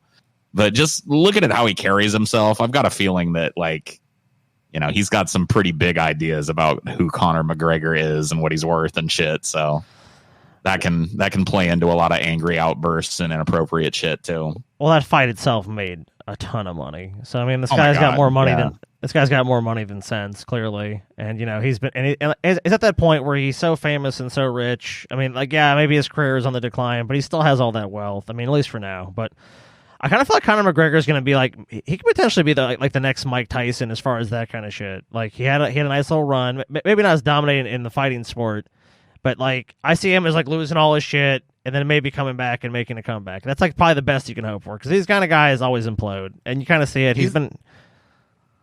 Go ahead. Like, you kind of see this happen a lot with these guys. Like, they get, like you said, they get on top, then they kind of just implode. Everything goes to their head. The human psyche can only handle so much of being like, I'm rich, I'm famous, I'm a fighter, and all this stuff. And I've just increasingly seen with him, like, he had a meteoric rise, and now he's having his meteoric fall. Kind of related to the Epstein shit we were talking about earlier, about how fame and notoriety and perceived power go to people's heads in strange and interesting ways. So Pasa, you know, and we don't know if he did anything. This might just be somebody who recognized him and is trying to get some money. Yeah. Breonna Taylor's family reaches multi-million-dollar settlement in wrongful death lawsuit. This is another cop killing. If you're not familiar with this one, Breonna Taylor was killed when cops served a no-knock warrant at her house. It was actually the wrong house. It was a house that was included in the warrant, but they were at the wrong house that night. There was another house involved, I guess, in this investigation. They executed a no-knock warrant at her house. Her boyfriend thinking that it was a home invasion, fired a few shots at the police, who then lit the house up with bullets, killing his girlfriend, Breonna Taylor, in the process. So Breonna Taylor's family has reached a settlement in the 26-year-old's wrongful death lawsuit against the city of Louisville, Kentucky, after she was shot and killed in her own home in March when the city police executed a late-night no-knock warrant for a narcotics investigation. The family is pleased that the city was willing to collaborate on meaningful reform. Sam Aguilar, attorney for the families, told the HuffPost. Now we're counting on the AG and DOJ to do the right thing and hold all responsible officers accountable. Let me close this shit. Get out of here. During a Tuesday police conference, Louisville Mayor Greg Fisher announced that the city agreed to pay Taylor's family $12 million, which will be the largest sum paid out by the city of Louisville in a police misconduct case. The settlement also includes key police reforms, such as establishing a housing credit program for officers to live in certain low-income areas. It also requires that the Louisville Police Department hire social workers to work with officers in handling social service issues like mental health, homelessness, and addiction. We talked about this earlier. So this is leading to some systemic change within the Louisville Police Department, where I really like this idea of giving incentives for cops to live in these neighborhoods that they police. I think that is one of the problems. A lot of the problem is that police officers are kind of like guns for hire now. A lot of the people that work in these big city police offices started their police work in a completely different state. They're just kind of like free agents, you know, so, or at the very least, they don't come from these neighborhoods that they're policing. And so it creates a sense of division between them and the populace that I think would be at least challenged if a lot of these cops that police these neighborhoods actually lived there with their families. You know what I mean? So that's a really good move. A lot of cities have had residency requirements, but I mean, in certain areas, like that's so broad, you know, but I think that you have to kind of have that in a sense. If you don't have people who feel like they're a part of the community, if it's like, I'm just coming into the ghetto here, that's the mentality you bring with it. You don't bring with it the mentality of, this is my community and I live in it and I want to see it thrive. It's just like, I'm going to police a shithole now. And unfortunately, that's kind of the mentality. And these people over here are all criminals because this is the bad part of town, and I got to watch my back because they're all, they don't know anybody. They don't walk these streets and talk to these people and visit the little shops. And if they lived in that neighborhood, they would. They'd be less likely to fucking show up guns blazing if it's somebody down the street from them. You know what I mean? Oh yeah, for sure. That they've waved at. Yeah, it's a humanizing. It's a humanizing effect that is too often. I think especially with things going so much online as they have, like where it's like there's no human there. It's like these are words, or this is an idea, or this is a team you're on, left, right, or whatever the fuck you want, whatever paradigm you want to fucking view it through. Like, it's the cops versus the citizens. So I mean, and the fact they had to pay this family $12 million. This is $12 million that the city should not have to pay out because they shouldn't have ever even done this. But I mean, hopefully, when a municipal city has to pay something like $12 million, that's taxpayer money, right? Oh yeah. That $12 million could have gone to make a politician look good. It could have gone to a school. It could have gone to fixing a highway in Louisville that needed it. And so this is an incentive for the people that are in power in Louisville, Kentucky, to do something about this. I love this other line too. After it says the housing credit for officers to live in these low income areas, it also requires the Louisville Police Department to hire social workers to work with officers in handling social services like mental health, homelessness, and addiction.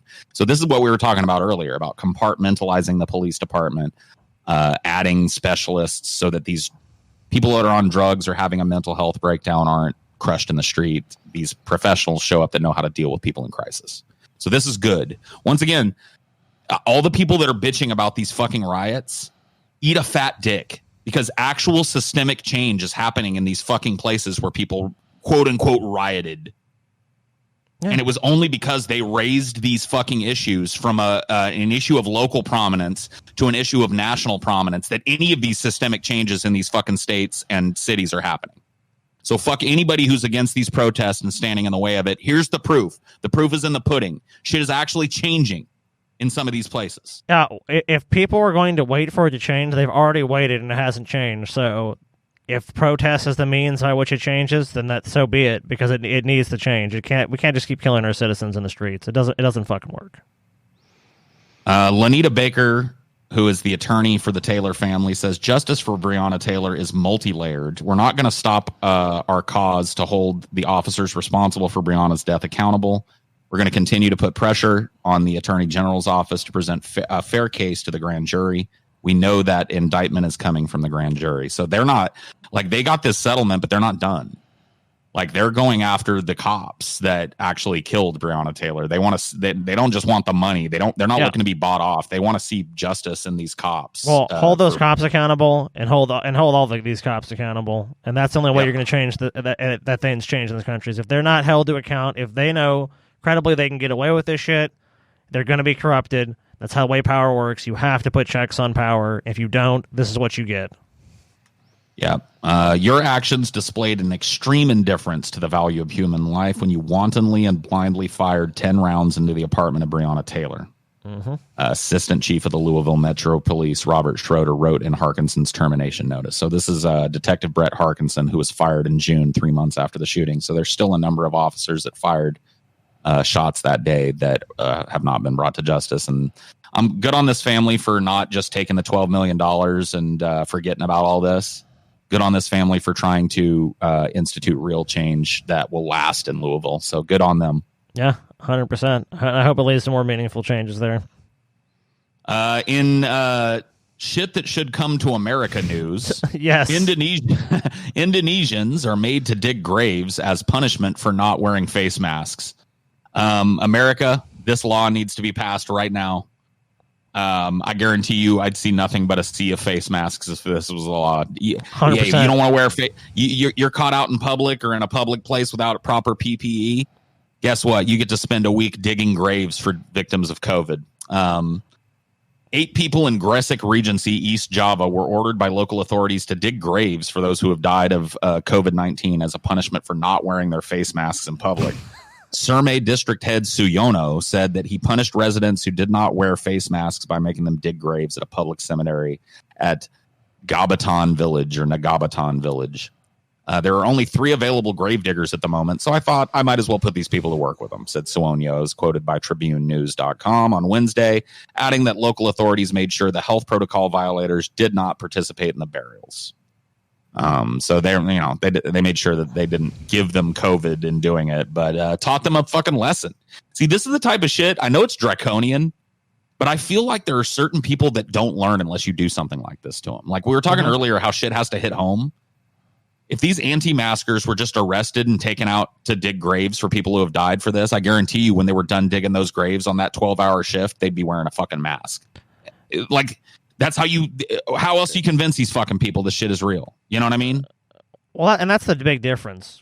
Look, a draconian punishment would be like cutting off their fucking, ears for not wearing a mask. I think making them dig a grave or something similar that actually makes the reality of this hit home to them is far more beneficial to them. Yeah, it might suck to go dig the grave or whatever it is, but honestly, it is teaching them a lesson. It's like, you think this is no big deal. We're literally digging the graves of people who thought it was no big deal, or maybe through no fault of their own, just died because someone didn't wear a mask and didn't give a shit. Yeah, died because of people like you who spread it to them because they weren't wearing masks. Like it's a double lesson. Because you're right. It sucks to be out in that heat digging those fucking graves, so they get the physical punishment of that. But the fact that they know that they're digging the grave of somebody who died from the disease that they're flippantly disregarding, I think it's an object lesson that's going to actually work. And something like this was happening in the United States, I'd cheer like a motherfucker. Oh yeah, I would go and watch them dig the graves. Make it a spectator sport. I'd put my PPE on and socially distance and watch through binoculars as these dumb fucks dug graves for people who have died because of them. Oh, dude, if I go somewhere, like at the grocery store, and I see people, and you'll see them occasionally, people not wearing masks, it's like, you just feel like, I saw Taylor, it's like, man, I get so fucking mad at those people. It's like, I fucking just look at them like they're total fucking idiots. And it's like, I always want to say something, but it's like, she's like, no, don't start shit. I'm like, I guess you're right, it's probably dumb, but it's like, it just fucking pisses me off. Just knowing how many people have died. We use DoorDash, and I have instructions that just say, leave it at the door, so I don't have to see or be face-to-face with these people. So we got DoorDash last night. And the doorbell rang. We waited like a little time for him to walk away. And Amelia went and answered the door. And he's just standing there, no mask on, holding the bag out like, here you go. And it's like, what the fuck are you doing? Like, what the fuck are you doing? Put it on my doorstep and get the fuck out of here. Well, yeah, or at least have the decency to wear a fucking mask. Yeah, put a mask on so you don't bring your fucking shit into my house, you piece of fuck. Like, I'm going to have to start, like, when they knock, I'm going to have to start just standing out, like, down my hallway going, leave it at the door. Exactly. You know what I mean? Like, that's what I'm going to do next time. I'm gonna yell, leave it at the fucking door next time, because I don't want to fucking open my door and have somebody with no mask going, your food, man. Oh, no, I feel you. If I use DoorDash or anything like that, that's exactly what I do too. I'm just like, I had a couple people I had to tell, just like, oh, you can just leave it. Oh, you want it? No, just put it down. Because I'm like you. I'm like, that's the whole point of contactless delivery. Like, let's socially distance. Let's just, you leave it, I eat the food. You know, we're good. What do you think leave it at the door means? Stand there and wait for me? No. I've already tipped you, motherfucker. I do that in the app. Get the fuck out of here. It's hard. It's all done. Leave the shit there. We're you ain't good. getting no cash tip. Go. Another more disturbing news. This is a weird story that's breaking here. Staggering number of hysterectomies are happening at an ICE facility. For those that may not know, or from out of America, ICE is our immigrant detention organization here. Immigration enforcement officials. And they also seize websites. If you have a bullshit site, you'll probably notice that too. ICE will actually seize websites. You've ever seen that, Paul? Yes, I have. It's some weird loophole in the law. Not loophole, but it's like how the law is structured in our country. If they seize your website, it's usually ICE that seizes it. But whatever. Yeah. We've questioned among ourselves, like, goodness, he's taking everybody's stuff out, said a former nurse at the facility. That's his specialty. He's the uterus collector. Okay. A whistleblower complaint filed Monday by several legal advocacy groups accuses a detention center of performing a staggering number of hysterectomies on immigrant women, as well as failing to follow procedures meant to keep both detainees and employees safe from the coronavirus. The complaint, filed on behalf of several detained immigrants and a nurse named Dawn Wooten, details several accounts of recent jarring medical neglect at the Irwin County Detention Center in Osceola, Georgia, which is run by the private prison company LaSalle South Corrections and houses people incarcerated by Immigrations and Customs Enforcement, or ICE. In interviews with Project South, a Georgia nonprofit, multiple women said that hysterectomies were stunningly frequent amongst immigrants detained at the facility. When I met all these women who had surgeries, I thought this was like an experimental concentration camp, said one woman who'd said she'd met 5 women who'd had hysterectomies after being detained between October and December 2019. The woman said that immigrants at Irwin are often sent to see one particular gynecologist outside of the facility. It was like they were experimenting with their bodies. So when people are comparing these ICE detention centers to concentration camps, as information starts to dribble out about what actually goes on inside of them, it's starting to sound less like hyperbole and more like an on-the-nose statement, because the Nazis did this shit. The Nazis took people and did medical experiments on their bodies and sterilized Jews. Yeah, I don't... Like, what is going on here? What is going on here? Why are women who are being detained for immigration violations being given hysterectomies? What's the goal? It's just more shocking information to learn, dude. Like, I had never heard of this, and just to hear that, I mean, like, obviously I don't know. You know, I always take everything with a grain of salt, but just it's crazy to me if this is true. I mean, how can anyone consciously or with any in good conscience like condone this kind of action? Like, oh, it's medically necessary. Just the fact that these people are detained indefinitely on American soil, including children, is fucking reprehensible. But the fact that they're doing medical experiments and sterilizing them before they send them back to their countries so they don't make more babies, like, what's that about? What is it? What's the basis of that? Is he collecting these things or something? She continued. Everybody he sees, he's taking all their uteruses out or he's taking their tubes out.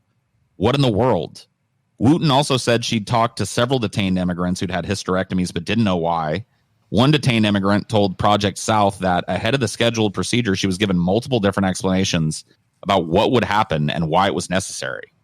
While ICE reported in August that 41 immigrants at Irwin had tested positive for COVID-19, Wooten believes that the true number may be much higher, according to the complaint. Women housed in multiple units of the facility allegedly exhibited COVID-19 symptoms, but were not tested for the virus for weeks. Immigrants have also allegedly continued to be transferred in and out of the facility against guidelines by the CDC and the advice of Irwin's own medical director. The complaint also alleges that both the detained immigrants and staffers at Irwin lacked the PPE, personal protective equipment, they needed to stay safe during the coronavirus pandemic. People in both groups have only received one mask each since the pandemic broke out. Fuck. It's also impossible to socially distance within the facility, according to the complaint.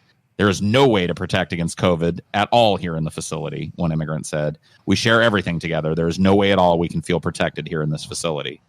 Detained immigrants also said, it goes on, man, that the medical quarantine unit in one part of the Irwin facility was filthy. One woman said she had to clean her cell using shampoo because staffers wouldn't give her any cleaning chemicals. She recalled seeing another woman use her socks to do the same. If it wasn't for my faith in God, I think I would have gone insane and just broken down and probably gone as far as hurting myself, the woman said. There's a lot of people here who end up in medical trying to kill themselves because of how crazy it is.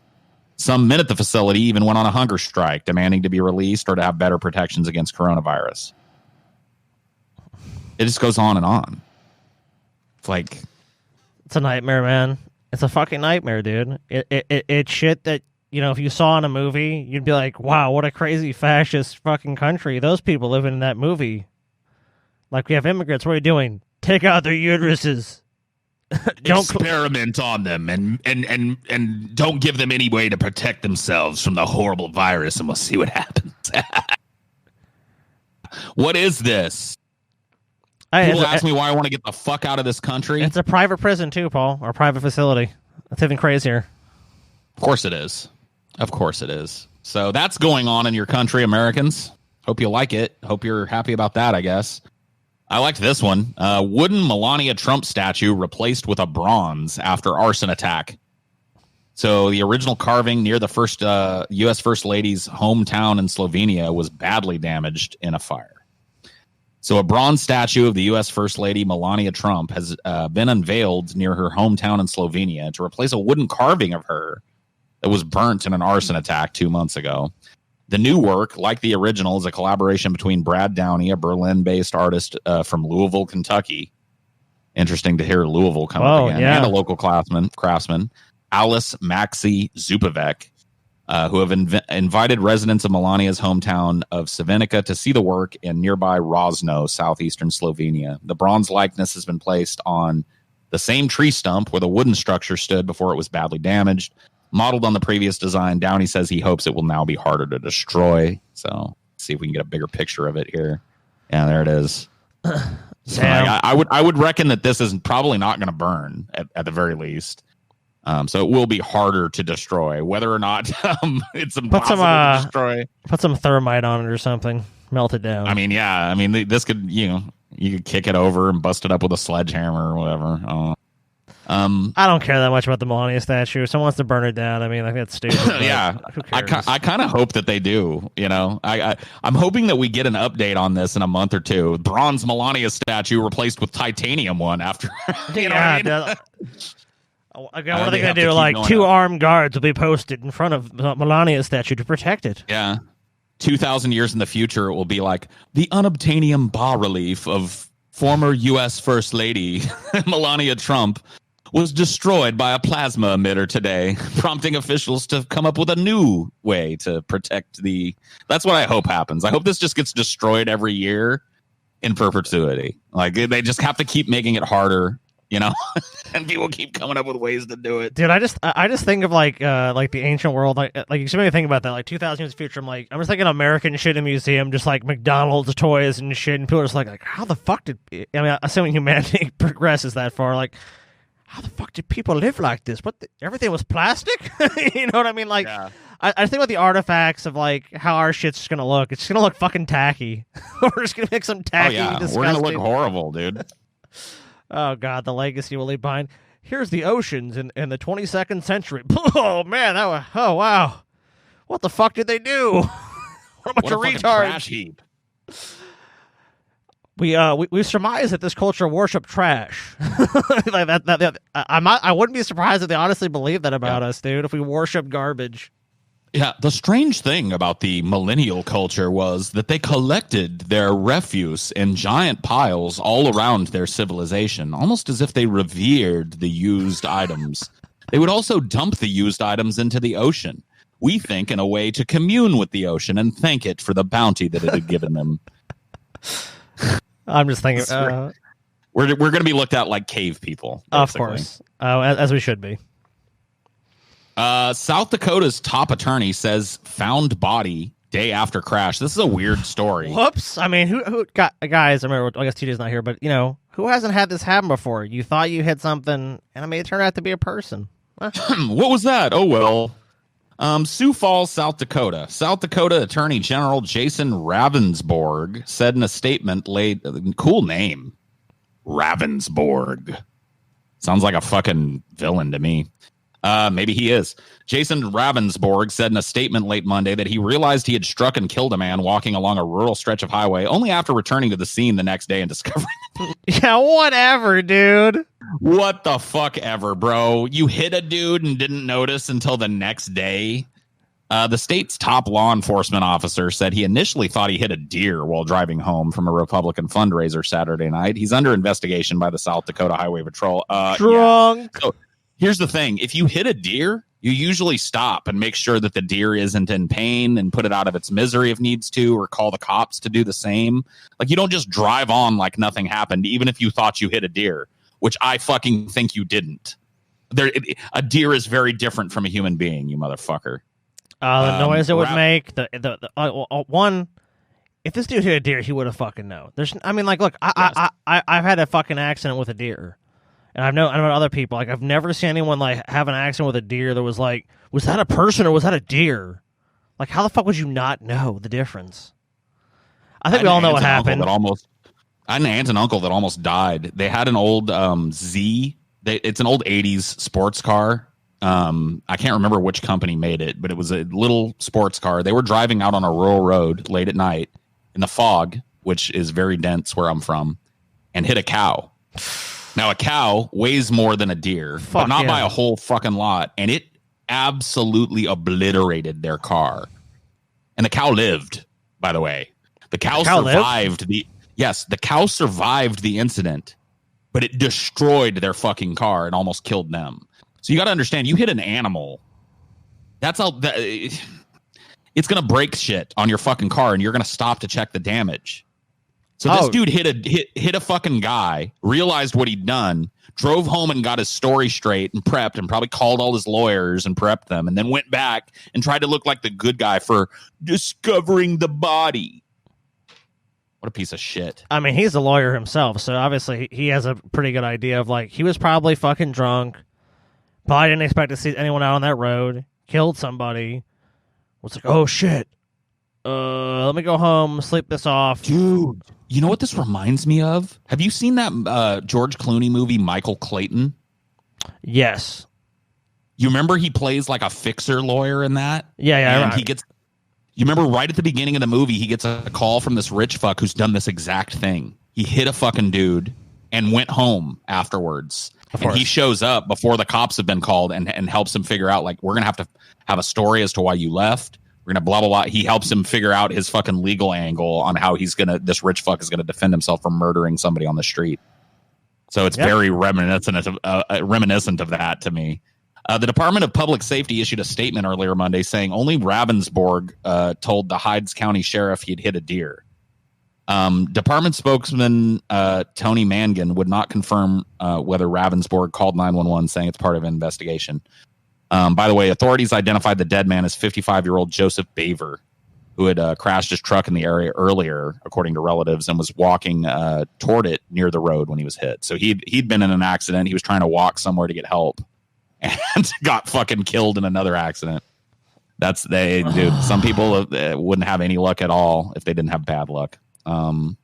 Dude, like, I'll tell you what, this area we live in here, man, it is not uncommon. Like, there's like certain roads where if you get on that road, you will be fucking hit. Like, there's a highway here that happens all the time to people, and it's like if it involves being a pedestrian in this area, I'm like, dude, there's very few places I will walk around here, because I'll tell you what, that's one of the things. Oh, go ahead. That's one of the things I'll tell people, like when I tell them I live, like people who aren't from or have never been to Louisiana, they'll be like, what's some weird stuff about Louisiana? And I'll be like, no sidewalks. Like there's really like in like New Orleans proper, in the fucking French Quarter and shit, there's sidewalks, but like here in the towns we live in on the North Shore, there's no such thing as a fucking sidewalk in most places. Like main streets don't have a place for people to walk, but they do it anyway. People get hit all the fucking time in the road. So it's crazy, dude. No crossing that, like I haven't seen like a crosswalk guard in fucking a year. You know, like those like wait here and wait for your turn to walk. Those just like they don't exist here. There's a few of them scattered throughout, and it's totally random where they are. And the sidewalks that are here are totally random, and it's not at all conducive. Like when we lived in Ohio, that was one of the weird things for me because I lived so long in Louisiana. It was like, oh, everywhere has a sidewalk. 'Cause in Louisiana, you just don't have them for the most part, unless you're like in a major part of the city. Yeah. So the victim, Beaver, lived alone and had been separated from his wife, Nick Nimick. Another cousin said, and not his wife isn't Nick Nimick, the cousin is Nick Nimick, I guess. Victor Nimick, the last known person to see Beaver, or Bover, said that besides answering a few brief questions when he identified the body, investigators have not questioned him about what happened at all. A human doesn't look like a deer, he said. This whole thing stinks to me. Yeah, me too. When Beaver's cousins couldn't find him at his home on Sunday and saw that an accident being investigated near where Beaver had left his truck, they grew fearful that he was involved. Nimick said he contacted the sheriff around 10 a.m. and was told to wait. As the hours ticked on, they grew more suspicious and called 911 and the highway patrol after 5 p.m. They were allowed to identify his body at 8 p.m. on Sunday. So they had to like keep calling the cops to even have the cops do something about this. So cover up. This was immediately gone into cover-up mode. This is the district attorney, so he's like, "Cover up. This never happened." He's the no. He's the attorney general for South Dakota. Yeah. Oh yeah. That's what I mean. Yeah, that's what I meant. Yeah. I mean, this is fucking crazy. This is a total cover-up by the fucking state police and the attorney general of his probably obvious malfeasance in office, probably driving him drunk or fucked up from a fundraiser. Kills this guy because he doesn't expect anyone to be on this rural stretch of road, because South Dakota is obviously a very rural state. And then, of course, immediately just, like you said, crafting a story, calling his political contacts. Obviously, this guy has contacts with the top law enforcement in the state. And this guy, like I said... Interestingly enough, didn't report it until well after the alcohol that was probably all up in his system would have been flushed out. Yep. So if they want... It's starting to sound like another incident. Chappaquiddick? Anybody? Yep. Oh, I stumbled home and collapsed into a somnolent slumber, and then the next day I went back and found poor Mary Jo Kopechne dead. Oh, woe is me. Same shit here. Yep, that's all it is, man. Borman said the attorney general drinks occasionally, but has made it a practice not to drink at the Lincoln Day events. I didn't see him with anything but a Coke. Oh, okay. You mean that thing that they mix with rum? Oh, yeah, dude. Because, when you see a Coke, you don't... Okay, you know what? I wish I could just do it right now. If I had a soft drink, I would just go downstairs and get it. Because I have a bottle... I have a decent alcohol collection. I don't drink much, but I could pour a fucking Coke, and I'll pour Jack Daniels into it, and I'll pour nothing into the other one. And let's see... have you a Jack and Coke or a rum and Coke, and see if we can tell the difference visually, huh? Give me a fucking break, dude. You know what? I didn't see him anything with anything but a Coke. Ravensburg has received 6 traffic tickets for speeding in South Dakota over the last 6 years, which is way over. Like, I've got one speeding ticket my entire life. How many of you got, Scotty? Do you know? Zero. Scotty's never gotten a speeding ticket. I have gotten a ticket. Okay, well, go ahead. Yeah. No, go ahead. I want to. I've gotten one fucking ticket, and that was for my registration was out of date by a few days. Yep. I've gotten 2. I got one speeding ticket when I was 18 years old, and I got a cell phone ticket because I was on my cell phone driving one time when I was in my 20s. Oh, and I had a bullshit expired brake tag, which in Louisiana is like it's a bullshit thing, but it's still $175 fine. Right. And so this guy's had 6 speeding tickets in 6 years. So he's had more speeding tickets than me and Scotty have ever had in our lives in just the last 6 years. Yeah. So he's retarded behind the wheel. He's a TJ behind the wheel. Yeah. Let's put it that way. Yet again, why people have no faith in the government, because this guy, clearly there's more to this. There needs to be an independent investigation. He's basically going to investigate himself, and going to be found to be totally innocent. Oh, what a shock. Here's another kind of like related story. In 2003, Bill Janklow, a former 4-term governor who was a congressman at the time, killed a motorcyclist after running a stop sign at a rural intersection. Janklow was convicted of manslaughter, prompting his resignation. And the Department of Public Safety says its investigation into Ravensburg's crash is still ongoing. Something tells me this is going to go away. Yeah. But hopefully it doesn't. Hopefully this guy ends up in jail. I'd like to see this fucking attorney general. Look at this douche neck. Get him out of here. Put this motherfucker in jail. Can you imagine an attorney general going to jail? Oh, my God. Talk about being fucked, literally and figuratively. It's just interesting how if the shoe was on the other foot and he was the one or someone from his department was investigating someone else, how they would immediately be told the story like, yes, so what happened? Oh, okay, well, I was driving home from a fundraiser and look, I thought I hit a deer or something. I hit it and then I just kept on driving and went home. I was driving down to Chappaquiddick when I had an unfortunate accident and went down and fell asleep. And then 10 hours later, reported the crash. Basically. Yeah, I mean, of course, like, if anyone else tells that story, but I'm just saying, like, the point is, like, you or I told that story, it'd be viewed with, like, bullshit. But because of course. I mean, this one is being viewed. This one is being viewed by normal people as bullshit. You heard the guy that knew the fucking victim. He was like, a deer and a human are two different things. This sounds like horse shit to me. Yeah. Yeah. Here's another car accident story. This is kind of an update. I do remember that we covered this because there was a lot of hysteria around self-driving cars, and this incident played into it. And I remember us covering this accident back in 2018.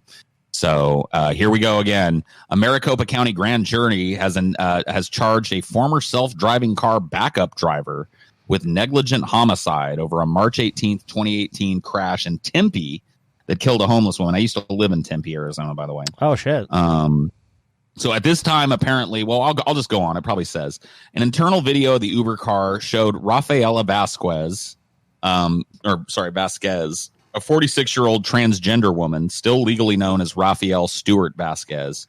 I don't know why they got a dead namer in this article. It doesn't make any sense. Yeah, had been looking down below the dashboard repeatedly in the seconds before Uber's converted Volvo SUV in autonomous mode struck and killed Elaine Hertzberg, who was 49.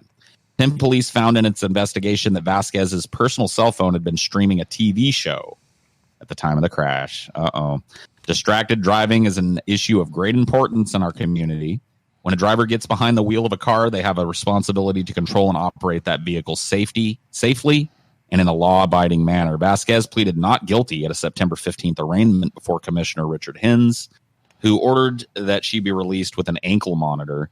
I can't blow it up. Maybe I can. Open image in a new tab. And then I want to try and see a bigger picture of this. Yeah, I can blow it up a little bit. So here's a picture of her the moment before impact. Fuck. Before she ran over the woman. Now, this was a self-driving car, but she was supposed to be paying attention. She was the backup driver. It was in testing mode. So it was driving itself, and she wasn't paying attention, and it hit somebody. This was in the earlier days of the self-driving cars. You know what I mean? And I mean, it's so critical. Like, having that backup in place that's entirely why you have the backup, because the technology is not perfected. You can't just take for granted. Like, I mean, even with the cars that autopilot themselves, like, they give you advisories like keep your hands on the wheel, pay attention to what's going on. Like, you're basically you're a passenger only in the sense of, like, you're actually not physically driving it. You're still supposed to be observing and ready to take action if the car makes an error. And of course, if you're being paid specifically for that job to test this Uber self-driving vehicle or basically to give it a road test, you are negligent. Yeah. So she's been indicted. We don't know how that's going to turn out, but I guess since we've followed this story twice, I'll keep my eyes peeled for it, and we'll check it out on a future version to see what happens to this lady. I mean, if they have proof that she was streaming a movie, that's not good. That's not. I mean, this doesn't look like somebody who had their eyes on the road moments before they hit a person that was just walking across the street. So yeah, that's a face of total shock and surprise of like, oh shit. And I mean, the fact they have recordings, I mean, it looks like the evidence is going to be pretty. I mean, the fact that she was charged, it's going to probably be an overwhelming, conviction. But I mean, who knows? You are likely right. I've never seen or heard of attacks. Scientists are baffled by orcas who have been harassing boats. I was talking to Scotty about this one before when we went through it real quick. I really think these orcas have finally figured out that the oceans are starting to suck because of us. Because like orcas are smart. Like orcas and dolphins are some of the smartest animals on the planet after us. In fact, it's been intoned that, if orcas, dolphins, and cetaceans of the like had hands, that they might have built an underwater society themselves. So they're smart, and I think, I don't think it says it in this article, but my speculation, my hot take on this is that the orcas have figured out that it is us that is polluting their oceans and killing off all their game fish, and has decided it's had enough of us. But I guess you can make your own mind up on the ins and outs of that. When 9 killer whales surrounded the 46-foot boat that Victoria Morris was crewing in Spain on the afternoon of July 29th, she was elated. The biology graduate taught sailing in New Zealand and is used to friendly orca encounters, but the atmosphere quickly changed when they started ramming the hull, spinning the boat 180 degrees, disabling the auto helm and engine. The 23-year-old watched broken bits of rudder float off, leaving the 4-person crew without steering, drifting into the Gibraltar Straits shipping lane between Cape Trafalgar and the small town of Barbate. The pod of whales rammed the boat for more than an hour, during which time the crew were too busy getting the sails in, readying the life raft, and radioing a Mayday orca attack to feel fear. The moment fear kicked in, Morris said, was when she went below deck to prepare a grab bag, the stuff you take when abandoning ship.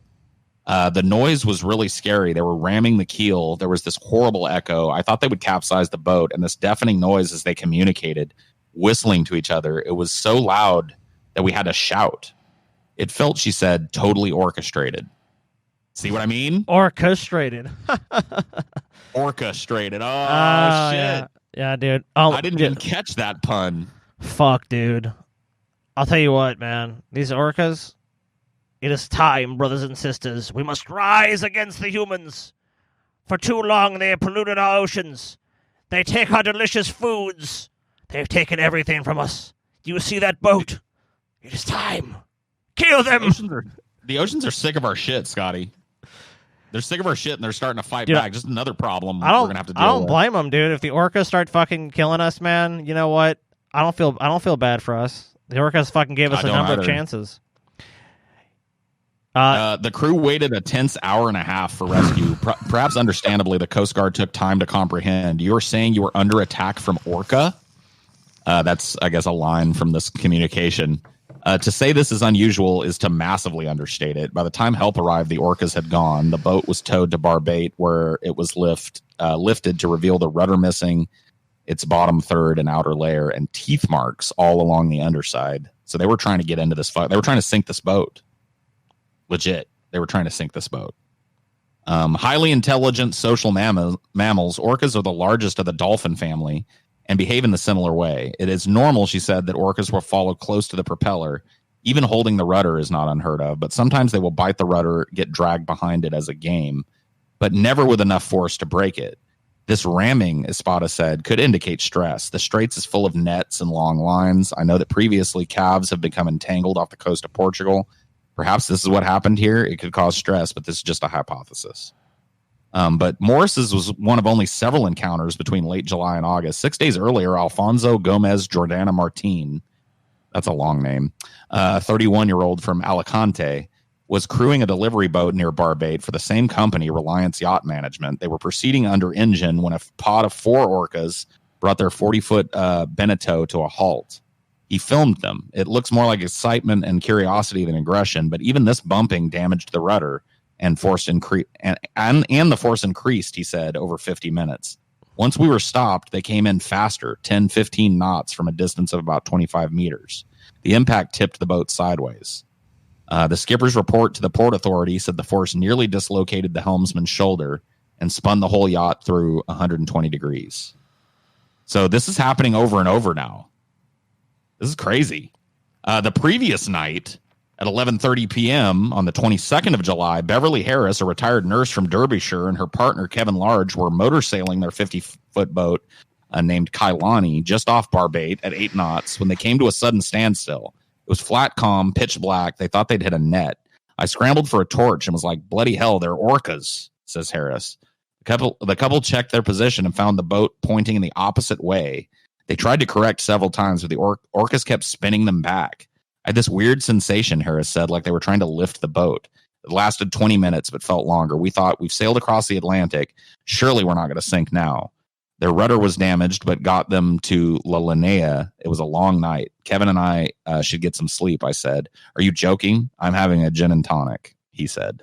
All right, yeah, Paul, it's Animal Farm Global Edition, dude. The animals are rising up. It's happening, dude. It's happening. Fuck, dude. They're not fucking around.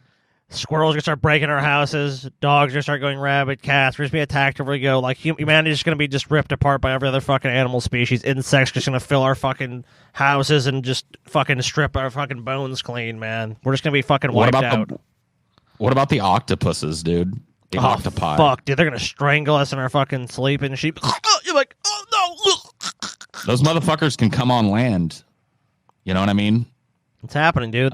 The revolution is near here. Enough to the ocean that an octopus could work his way over here and fucking strangle you in your sleep. Like a face hugger, Scotty. You just wake up and it's just all wetness on your face. And you're trying to grab it and it won't come off. Holy fuck, man. What a way to die. In no shit news, Boeing, FAA's cultural concealment led to plane crashes, Congressional Committee says. Early Wednesday morning, the U.S. House of Representatives Transportation Committee, fuck. I'm just going to start this again. I think my ability to read this shit live is starting to run out. I'm starting to respect what TJ does more now. I had the perfect response to the story. What's that? Yeah, that's a good one. Okay, hold on. Let me do a little tongue twister real quick to warm myself up. A sheet I slit. Hold on. I slit a sheet I slit. Upon a slitted sheet I sit. And let me do my hard one real quick. One black bug bled blue black blood while the other black bug bled blue. Okay, I got it. We're good. Beautiful. Early Wednesday morning, the U.S. House of Representatives Transportation Committee released its final investigation on the Boeing 737 MAX crashes that killed 346 people. After an 18-month investigation, 600,000 pages of records, and 24 interviews, the House Transportation Committee determined that, among other things, a culture of concealment by Boeing and the FAA led to crashes that may have been preventable. The 246-page investigative report outlines 5 key areas that the lawmakers believe led to the crashes, including production pressures that emphasized cost-cutting over safety, faulty technical design and assumptions about pilot responses, a culture of concealment, misplaced oversight authority, and Boeing's influence over the FAA. So basically, Boeing controlled the FAA. Whatever they said went. This is a joke. Like, Boeing basically is the FAA for all intents and purposes for this story. You might as well just think... Like, they're a regulatory agency that is completely in bed with this airline, or not this airline, this airplane manufacturer. I'm not sure if Boeing's the biggest or Airbus is the biggest, but one of the biggest ones in the world, if nothing else. And they just did whatever the fuck they wanted because it's a valuable export. And obviously, look at all the flights had to be grounded because of this. You know, like it's insane. It's insane that it's a nightmare that we basically put saving money on these planes was more important than people actually living and them actually being able to fly them successfully. When that's its only job. Now the question becomes, now that this report has come out and shown that Boeing basically killed people by flying faulty planes and covering it up, what's going to happen? I'm guessing nothing. Slap on the wrist.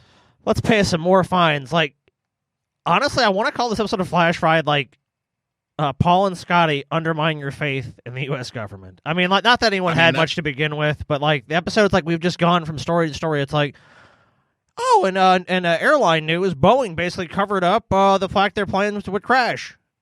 Oh, okay, yeah. You might have been one of those planes. In police news, police are crushing people and killing them on the streets while driving drunk, and nothing's happening to them. In government news, Donald Trump says climate change will get cooler and says science knows nothing. It's like, I didn't pull it that way, but that's basically the news, you know, as it stands right now. Our government, at a time where we need competent, decisive leadership more than ever in our history, is a bunch of chuckle fucks. You know, Oh, you know what? Here, faith restored. Here, this is our last story for the night. So, I thought it might restore a little bit of faith in humanity here at the end. Trans Satanist anarchist wins GOP nomination for county sheriff. I don't know how this happened, but it good did. To Aria DeMezzo here. Aria DeMezzo calls herself a transsexual Satanist anarchist, and someday soon she hopes New Hampshire County will call her sheriff. DeMezzo is already beating the odds, winning the GOP nomination in the sheriff's race despite her libertarian leanings, her title of High Priestess of the Reformed Satanic Church, and her decidedly non-law and order campaign slogan, "Fuck the police." Damn. I love it. So you're mad. I get it. DeMezzo blogged Friday about all the hate mail she's been receiving since news got out of her nomination in Cheshire County. But I was always upfront about who I am, she said of her nomination, which she partly credits to the same kind of it's all broken sentiments that got Trump elected. And as for anyone who voted for her without knowing anything about her, she has this to say. I didn't think that so many voters were just completely and totally oblivious about who they were voting for. Your anger is with the system that has lied to you. Your anger is with the system that has convinced you to believe in it, trust it, and have faith in it when it's completely and utterly broken. Some 4,000 people cast votes for DeMezzo in the September 8th primary. So basically, they voted for an R. This is my new hero. Aria DeMezzo, the satanic priestess of the Reformed Satan Church, and hopefully the sheriff soon of I don't know what. You know what it really was New Hampshire County. Is that what I do, Paul? She registered as a Republican. They saw R and went good. And they voted for that R. And, of course, that R turned out not to be an R. This last quote, I want to read it again because it's beautiful. Your anger is with the system that has lied to you. Your anger is with the system that convinced you to believe in it, trust it, and have faith in it when it is completely and utterly broken. Aria DeMezzo, you're my new fucking hero. Until somebody's cooler than you, you're my hero. And thank you for that movie villain speech. Yes, that was awesome. So yeah, that's it. That's Flash Fried. Look how smooth this went without TJ's buffoonery. I know, Scotty. man. Isn't it crazy? It is. It's honestly kind of shocking because with TJ, I'll tell you what TJ always brings. Like he is like honestly, if he plays a D&D character, TJ is chaos. He's always the chaotic character. He always, in my mind, like he's like, I want to be lawful good or lawful evil. It's like, no, TJ, I want you to be a chaos character because that's what you are. Yep. Well, that's a Flash Fried. Got anything to say here at the end to our lovely patrons, other than, of course, the cursory thank you so much thank for you supporting guys. us. We really appreciate that. And fuck TJ. Fuck TJ, and we'll see you guys next week. If TJ might not, he might have a tummy ache. Bye, guys. Night, tired TJ. Deep Fat Fried. Deep Fat Fried. Deep Fat Fried.